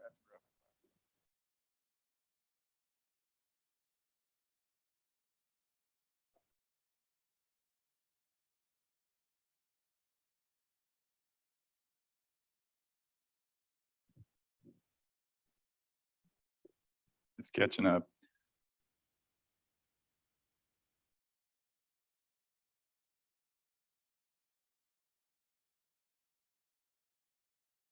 Okay, I'm going to try to do this without that because I'm not sure if you all are seeing the same thing I am, but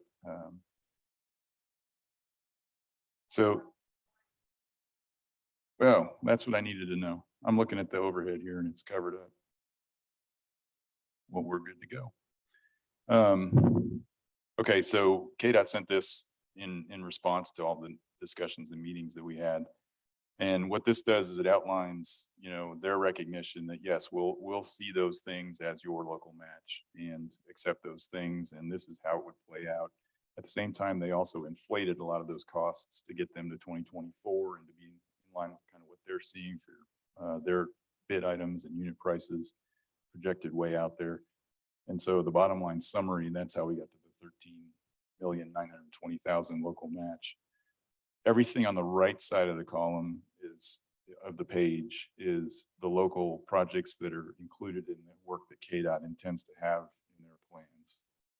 And they're showing the bridge replacement at the top there, that's a county bridge. And again, if that price is, climbing excessively in the design work that we're doing here, we may need to revisit that, what the right approach is there. The stuff on the left side of the page then is the extension of Wakarusa Drive to the south. And that's a project that's been in our capital improvement plan. It's been in, planning documents around for decades. So we're using that dollar amount and splitting it with the city. And so there's this agreement with KDOT that yes, we'll commit these local projects to be our local match. And then there's going to have to be a follow-on that's with the city that says the city pays for this much of it, the county pays for this much of it. So those are kind of the two steps that we're looking for. And that's what we're asking you to make a commitment to tonight. So let's talk more about that Wakarusa extension. So this is a schematic still of what that might look like.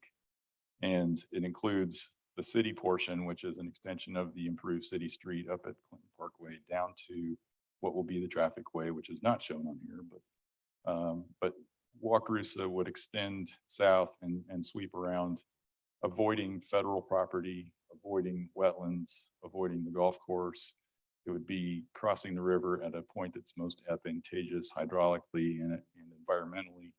And then it would sweep around and become a compound curve to tie into the county route going south. Everything from roughly the soccer field south is going to be in the county, and it's going to basically be a county route. The city has indicated they'd like to see a shared use path included in that project and carry that the full length over the bridge.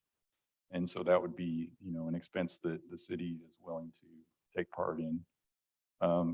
As far as the details, we would be terminating the existing road in a T intersection down here. And that's just simply justified by what we think the traffic loads are going to be out here. There's a zoomed in picture of what that all might look like. This is schematic still. I'd say it's a pretty good guess. The Corps of Engineers manages the federal ground here, and these are all active wetlands. So we want to minimize impacts to those. We want to cross the river perpendicular and not near a major cut bank or bend. So again, kind of laid in there pretty good from, 10,000 feet.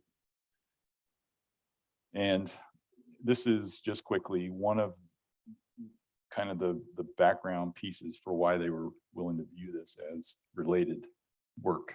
And that is, in 1959, we had 15 crossings of the Wakarusa River. And what has happened, obviously, is that over time, we have lost many of those. And it's based on Clinton Lake and the traffic way. The loss of Cassold cutting through is a major loss for connectivity through there. And the reason why I'm not showing the dam road as a connection south is that it's not a connection south for network planning. It's a road that could be closed right now as I stand here and don't know it. The federal, the Corps of Engineers and the federal agency can close that to do maintenance. They can close it for national security reasons. They just had it closed a month ago to work on the tower. They would close it for, if there's an accident in the park or a law enforcement event. It's a 2-lane road with guardrails both sides. It's a load rated road. So a fully loaded fire truck can't go over that road. A concrete truck can't go over that road. Semi-tractor can't go over that road. So it's not showing up as a connection. And when you look at it that way and we lose Castle, you can see that there's a huge gap in our connectivity to rural areas. There's also then the city traffic that's using that area that has to loop much further around to get there. All right, so when we talk about the city and county split on these projects, this is how we've kind of started to break this out. This is what we think is a good approach to this. I've been working primarily with the city engineer, David Cronin, to come up with these numbers, and the city has some pretty significant expenses in those related projects that they're doing. The Clinton Parkway, or the Wakarusa improvement north of Clinton Parkway is a $2.5 million project just to get a quarter mile. So that's a high price project. Our bridge replacement, the E902 work, those are shown on there. So when we split it that way, it really came out that if we do 60% of the extension project, that it makes it so that the grand total for both is roughly equal at just under $7 million apiece. So seemed like a good approach. And so with that, our recommended motion is to respond not only to KDOT, but to get us to work on drafting this agreement with these numbers. Now, the response to KDOT we're suggesting should be that the county administrator and the city manager sign a letter of commitment for this information. And so that needs to be drafted also. And again, as I said, these decisions are kind of going back to a couple of things that are already in the CIP. This is this year's CIP, and we've got 10.9 shown as the cost for the 10.9 million for the Walker East extension. And we're still at that 150,000 for the bridge, but that's probably going to go up. And then there's the additional kind of small projects that I mentioned. There's a current line item balance for the Walker East extension for county funds only. And at this point, we have roughly $5 million sitting in the capital reserve fund, capital improvement reserve fund for this project. And so that's a commitment already, really. And it's a very important project to look at. Before we move on to that resolution though, I was at the city commission last night for this same item, and was presented the same information and the same request, and that passed 4-1 at the city. And I heard some things that were kind of alarming. There were comments that nobody knew about this road, the Walker East extension, and that the planning commissioners weren't aware of it, and that it had not been developed, by elected officials, that it had been developed by staff. And so as you sit here and agree to make a commitment to share with the city this burden of $13 million, you should know that it was a 4-1 vote, and there were questions about the road and suggestions that it should not be built. And so that would obviously change the picture long term. I think it was a discussion that was kind of happening in a vacuum, and more discussion would be good. But I wanted to make that point here tonight, just so that we kind of maybe start that conversation. As far as, because it kind of goes to transparency, and as staff working on this, obviously we always try to put all the information out there and have support for it. So that was a little bit challenging.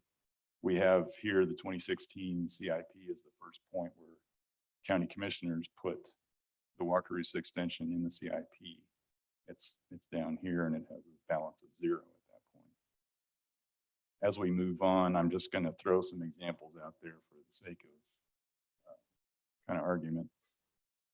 This is a 2016 KDOT version of the project showing 2 possible routes for what they understood was the road going south to connect. They put an interchange here because there was a road going south to connect. This is from 2012, our county code, where we updated our access management regulations, and it shows that connection right here. This is a 1998 Transportation 2020 map showing that connection. And I would say that every planning commission for the last 25 years has approved documentation of extending Wakarusa to the south. And we also had comments about environmental impacts and not wanting to cross the Wakarusa River. And if you go back to my previous map showing all the crossings that we've had and all the crossings that we've lost and why that's important, one of the environmental impact responses here is to put the road exactly where we're putting it. And that's to stay out of the floodplain. It's also to stay out of federal property and park property. It's to stay off the wetlands. So as we look at environmental concerns, which I share also, it's important that folks understand that we're not just trying to hammer this through, and that those are things that we are considering. And so that brings us back to the request here. And if you agree, then we can draft those documents and move forward with a commitment to KDOT.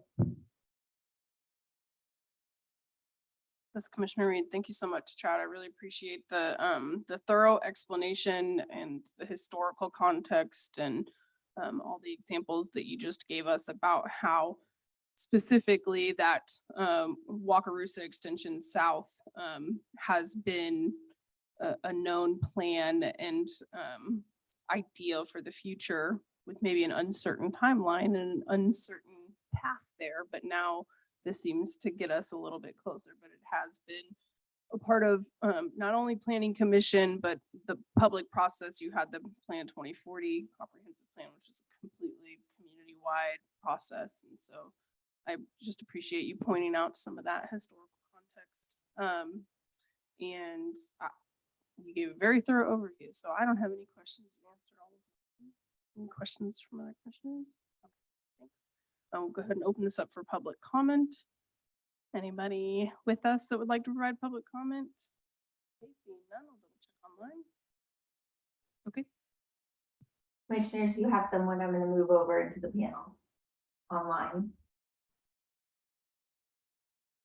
Chad, would you stop sharing your screen so we can see the folks who are commenting, please? Thank you.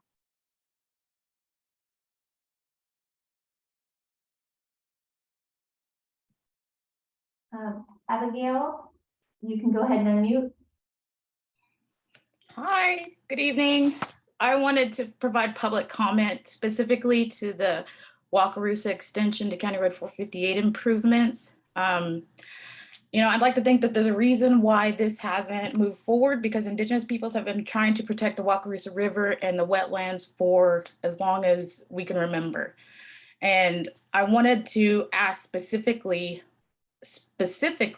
what kind of environmental mitigations are going to be in this plan, because there's a lot of environmental impacts from road construction.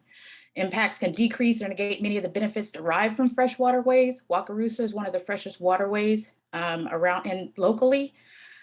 Roads can facilitate introduction of noxious pests and often both direct and indirect impacts on wildlife. Roads can impact water quality through both chronic and acute sources of pollution, as well as through altering floodwater patterns. I understand that he pointed out that these are the most advantageous, but runoff controls are essential to preventing polluted runoff from roads, highways, and bridges from reaching surface waters. So what specifically runoff controls are going to be put in place? Excess dust production can be treated by a range of means, such as watering, the use of alternative materials, and by using dust binders near houses. Are they going to be implementing some of these to control the impact of dust in this area during construction, before and after? Runoff control measures can be installed at the time of road, highway, and bridge construction to reduce runoff pollution both during and after construction. Such measures can effectively reduce the entry of pollutants into surface waters and groundwaters and protect their quality, fish habitats, and public health. I put together I can't show it because I don't know how to do Zoom, but there is a chart that shows all of these impacts into this waterway, which is why I'm specifically asking, can we put those measures in place specifically instead of just, glossing over them with promises to do this? I want to see specifically where these are going to be put in place. The chemical input from roads to water bodies, we're talking about degradation of water quality, clean water ecosystem affected, and water purification, bioaccumulation, pollution abatement. There's a reason why the Wakarusa River is as clean as it is right now. It's because of those wetlands that are surrounding the Wakarusa River. What are we doing to protect those?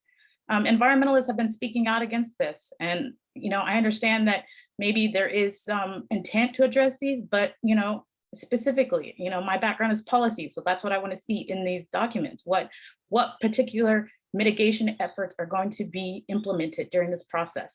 The chemical inputs to the airshed, we're talking about air quality being impacted. Chemical input to the soils, nearby soils, we're already running through fertile farmland. We're just destroying agricultural farmland here.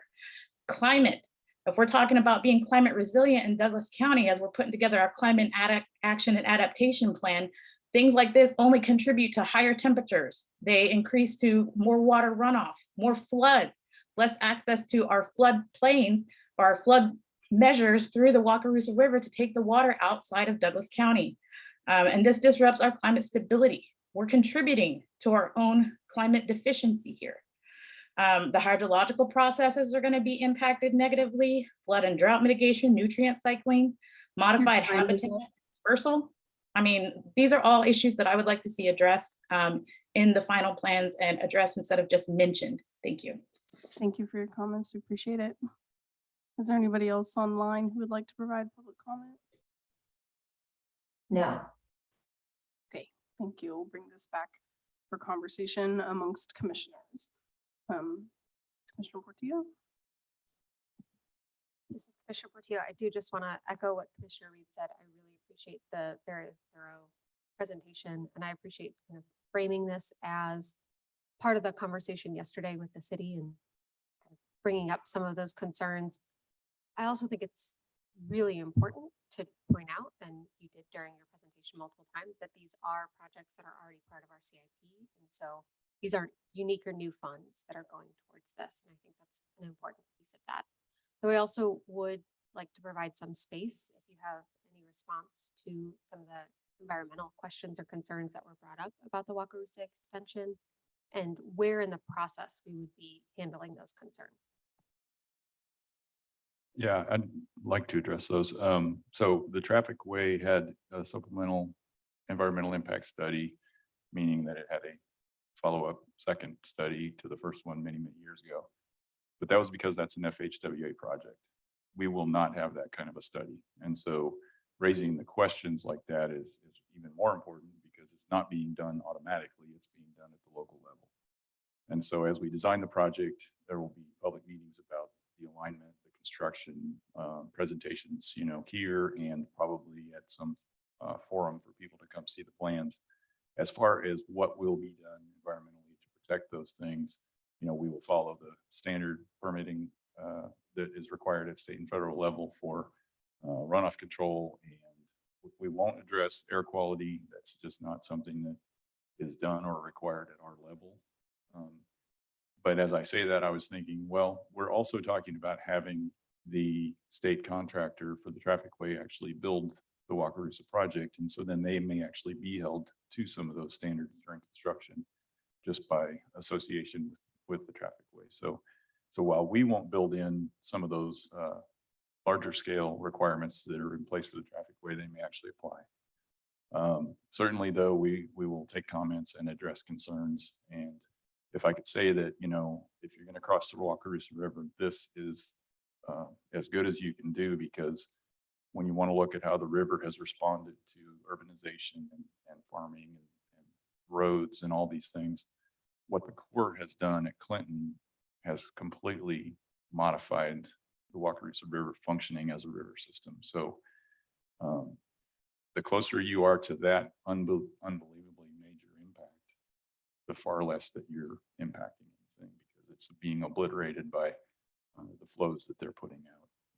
They're shutting flow off, they're blasting flow out. It's more like a pipeline at that location. So there are a lot of good points in what we heard there. And, I think from my perspective, we are addressing some of those already and will continue to do that. And public comment will obviously be part of that.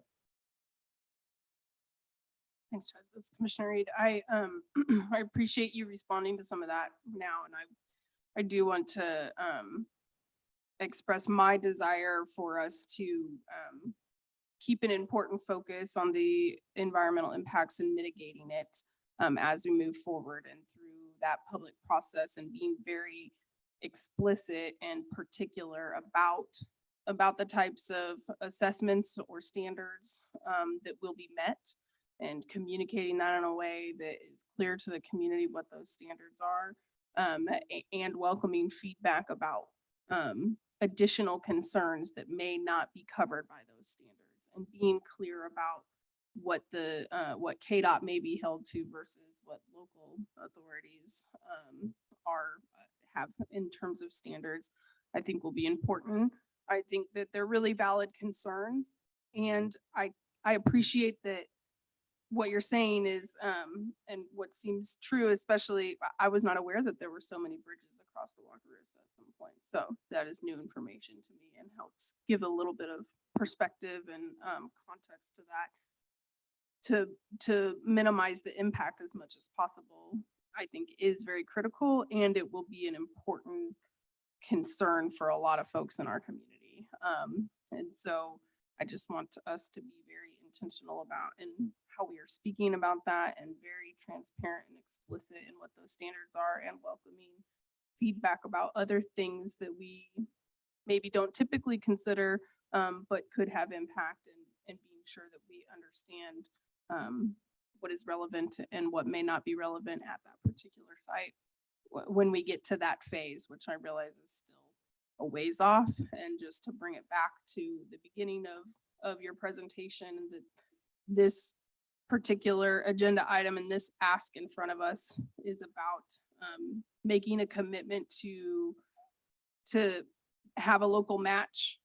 That I really appreciate your leadership in evolving the conversation with KDOT to get them on board with recognizing how these local projects that were already planned and how they are relevant and how they will have positive impact for KDOT's project overall. So I just want to acknowledge that I think that that's really excellent leadership and a really good example of productive collaboration. It's a way to kill two birds with one stone, if you will, for lack of a better phrase. So I appreciate all the context. And if were there any further comments? Yeah, I don't have a whole lot to add. I will say I appreciate the comments that were provided by the public and Chad, your response. And I have been aware of the extension of Waukesha for many, many years. So I'm surprised to hear people say that was talked about in Plan 2040 in many, many meetings. And I went to a discussion about the expansion of the South Lawrence Trafficway about 6 years ago at Southwest Middle School. And I know it was discussed there. So I do feel that. I believe that the Douglas County is a leader when it comes to recognizing natural resources and how to mitigate impacts when you also have to sometimes urbanize them through things like bridges and roads. And I think we are lucky to have in our comprehensive plan some very high-level aspirations to try to achieve that. And I know that's part of the guidance that you use in your work. So we want to ask those comments to keep coming, and we need to respond to them. So it's okay with commissioners. I'll make a motion to authorize the county administrator to submit a letter of commitment to Kansas Department of Transportation in partnership with the city of Lawrence to provide $13,920,500 in local funds for the South Lawrence Trafficway project. Also consider directing staff and direct staff to draft a city-county agreement for the proposed local funding. Second. All those in favor? Aye. Aye. Thank you, Chad. Thank you, Chad. Okay, with that, we will move on to the last item on our regular agenda this evening, a presentation from Planning Department about a conditional use permit. Thank you, commissioners. I'm trying to move Mary Miller into the panel. I believe Mary is the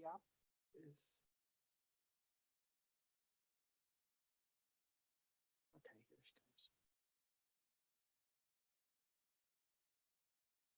comes. Thanks, Mary, for hanging with us. I'll turn it over to you. It's very interesting. Mary Miller, City County Planner, and I will share my screen.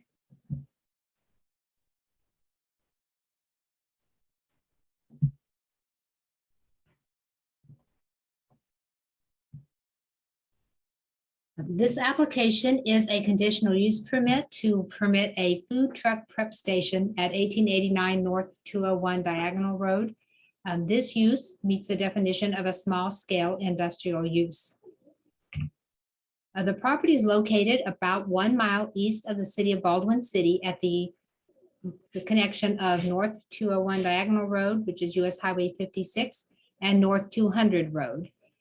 And as it's within the 3 mile planning area of Baldwin City, we did notify them of the application and of the Joint Planning Commission meeting.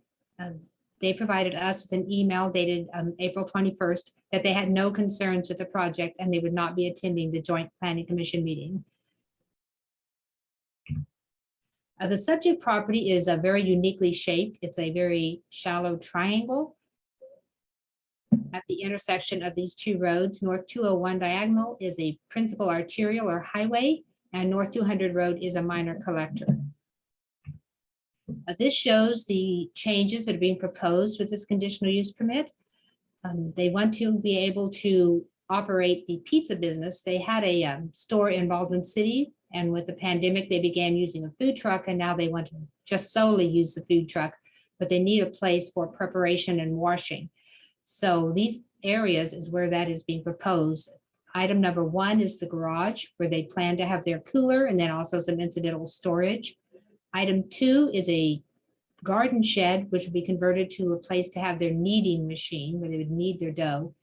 Number 3 represents a general location of a new structure for their washing station. And then item 4 represents where they would put a carport to house the food truck.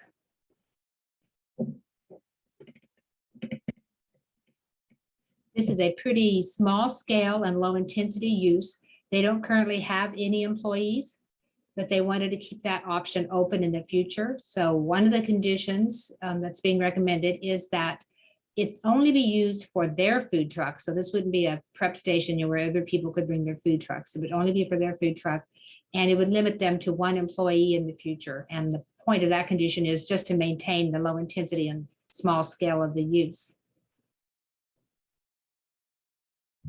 This is a very unusual piece of property due to the width and the location next to these higher classification roads. This graphic shows the setbacks on the property. The red area is the setback from the principal arterial, and the yellow area shows a setback from the collector to the south. There is no part of this property that is outside of a setback. And so the existing structures are non-conforming, which means they were installed legally and they are allowed to remain. Alterations or changes are subject to the conditions in the article, the non-conforming section of the zoning regulations. And any new structures would require a variance. And so that new structure they're proposing south of the building would require a variance in the Board of Zoning Appeals. And so one of the proposed conditions is that that variance is required before they can put that structure there or on the site anywhere. And if the BZA would approve it, but want it in a different location, they would need to revise the plans to match whatever the BZA approves. So with every conditional use permit, we review them with the review criteria, which includes the golden factors. So first we look at the compatibility of the use with the existing zoning and land uses of nearby properties. The area is zoned Ag 1 and Ag 2, with the principal difference being the size of the parcels. And the subject property is zoned Ag 2 due to its small size. And then we look at the land use map at the bottom, which is provided by the Douglas County Appraiser's Office. And the subject property is single family, which is a use throughout the area, and the remainder of the area is agriculture. And the star just marks a utility. I believe that's a pump station for the city of Edgerton. So the proposed use, being small scale and low intensity, would be compatible with the zoning and land uses of a nearby area. We also look at the impact it would have on the character of the area. And we use typically about a mile radius from the subject property as being the maximum area that we think would be impacted by a use. This area, you can see, has a lot of agricultural uses. It has woodland. There are scattered rural residences throughout. And the colored areas is actually land within the city of Baldwin City that's within this area. The yellow area to the southwest is a city park. The red area has city commercial zoning, and the purple area to the northwest has city industrial zoning. And this is developed with retail and primarily with vehicle equipment sales and repairs, as well as other uses. So the small scale, low intensity use being proposed should have no impact on the character of the area. Other factors we look at is what is the suitability of the property for the uses to which it is restricted. The property contains about 2.6 acres and is developed with a structure. It was developed, put into the appraiser's records in 1950. It is well suited to the existing residential use and the proposed small scale industrial use. We look at what would be the impact on the natural environment. The proposed use would have no emissions or pollution, There are some steep slopes on the property, which would be considered environmentally sensitive lands, but no changes are being proposed in that area. And we look at the impact the use could have on community facilities, transportation networks, or utilities. The use would be operated by the property owners with the possibility of one employee. Limited truck deliveries, if any, would occur. However, the property has access to US Highway 56, so additional truck delivery should have no impact on the transportation network. The main increase in traffic expected with this use would be the food truck itself and the one employee that they might have in the future. The property is served by Baldwin City Water. And so based on these factors, the use should have no impact on the community facilities, transportation network, or utilities in the area. We look at what would be the conformance with the comprehensive plan. One of the principal's recommendations is that we minimize the conversion of ag land to non-ag uses, and no ag land is being involved in this proposal. And the comp plan also recommends that we encourage and support entrepreneurs and home-based businesses. And so that fits into this category. So the proposed use is in compliance with recommendations in the comprehensive plan. And then we look at the compliance with the zoning regulations, and in the setback, in the staff report, it goes through the various requirements of the zoning regulations, and the request would comply with all of them with the exception of the setbacks. And that's why a variance in the Board of Zoning Appeals would be necessary. And then we always look at whether or not a time limit would be suitable. But given the very small scale and the low intensity of this use, a time limit is not seen as necessary. The Planning Commission voted unanimously at their April 25th meeting to forward the CUP to the Board of County Commissioners with a recommendation for approval, subject to the conditions listed in the report and based on the findings presented in the report. And the conditions, there were two. One was basically the limits on the use, that it shall be for the property owner's food truck only, no more than one employee, and no customers would come to the site. And that would ensure it remains small scale and low intensity. And then also the condition about the proposed accessory structure must have a variance. So that concludes my presentation, and I believe the applicant is attending via Zoom. But that was their intention to attend by Zoom. Great, thank you, Mary. This is Commissioner Reed. If the applicants are online, we'd love to hear from you and appreciate that you've been waiting. Move them into the panel. Thanks, Sarah.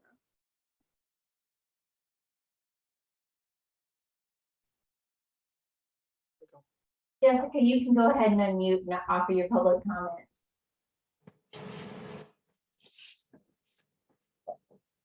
Hello, can you hear me? Yes, go ahead, Jessica. Thank you. Hi, I'm Jessica Tyler.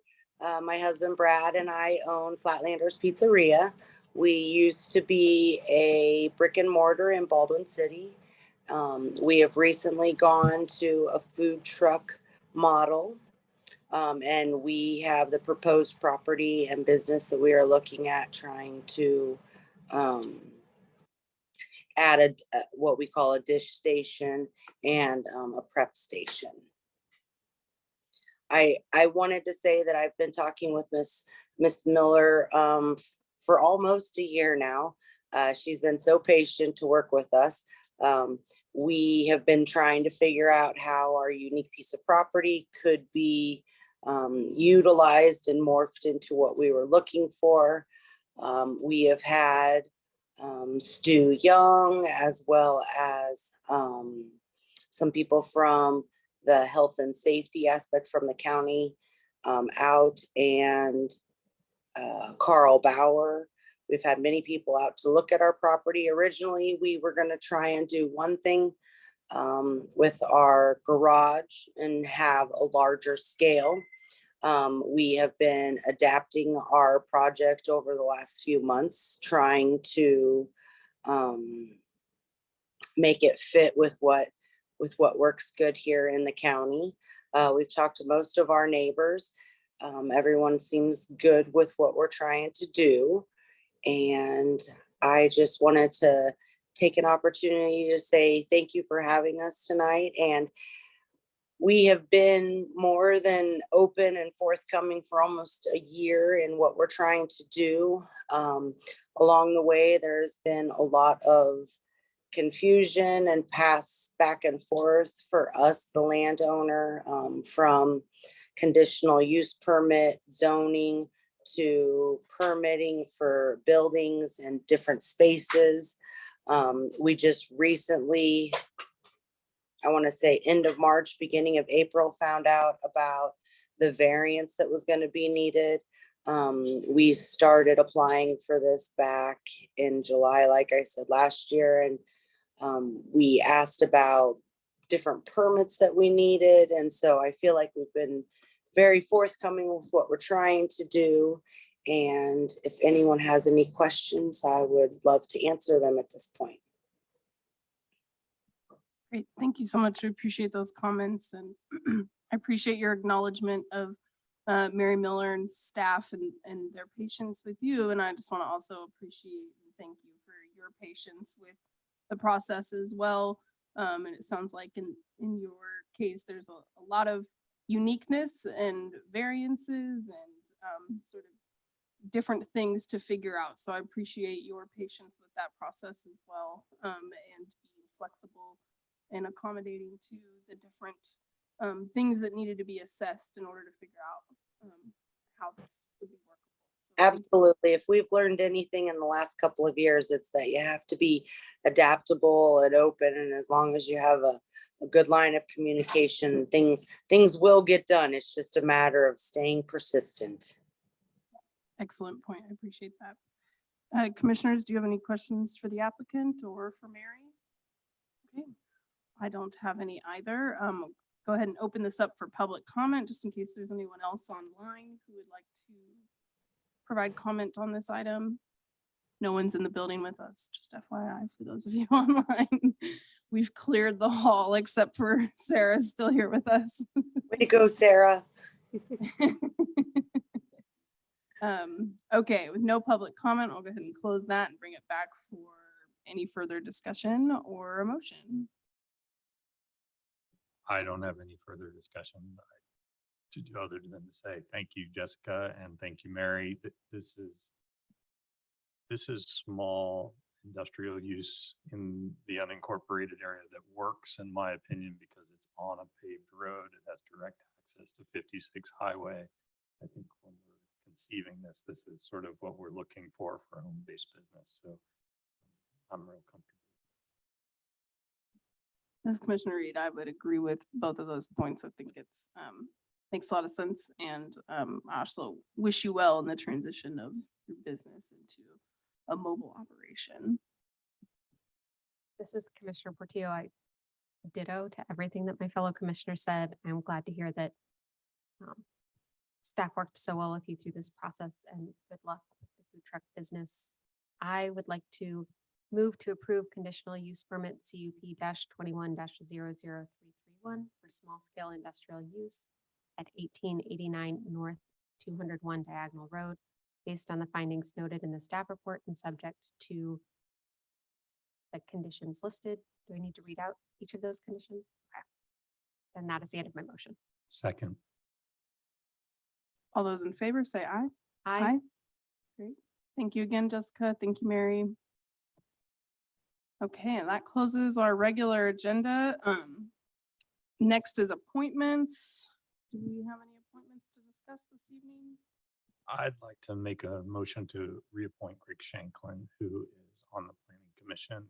We originally appointed Greg when I was on the Planning Commission earlier. I had a great chance to visit with him. He has been a very thorough planning commissioner and lives out in the unincorporated area, has a great perspective on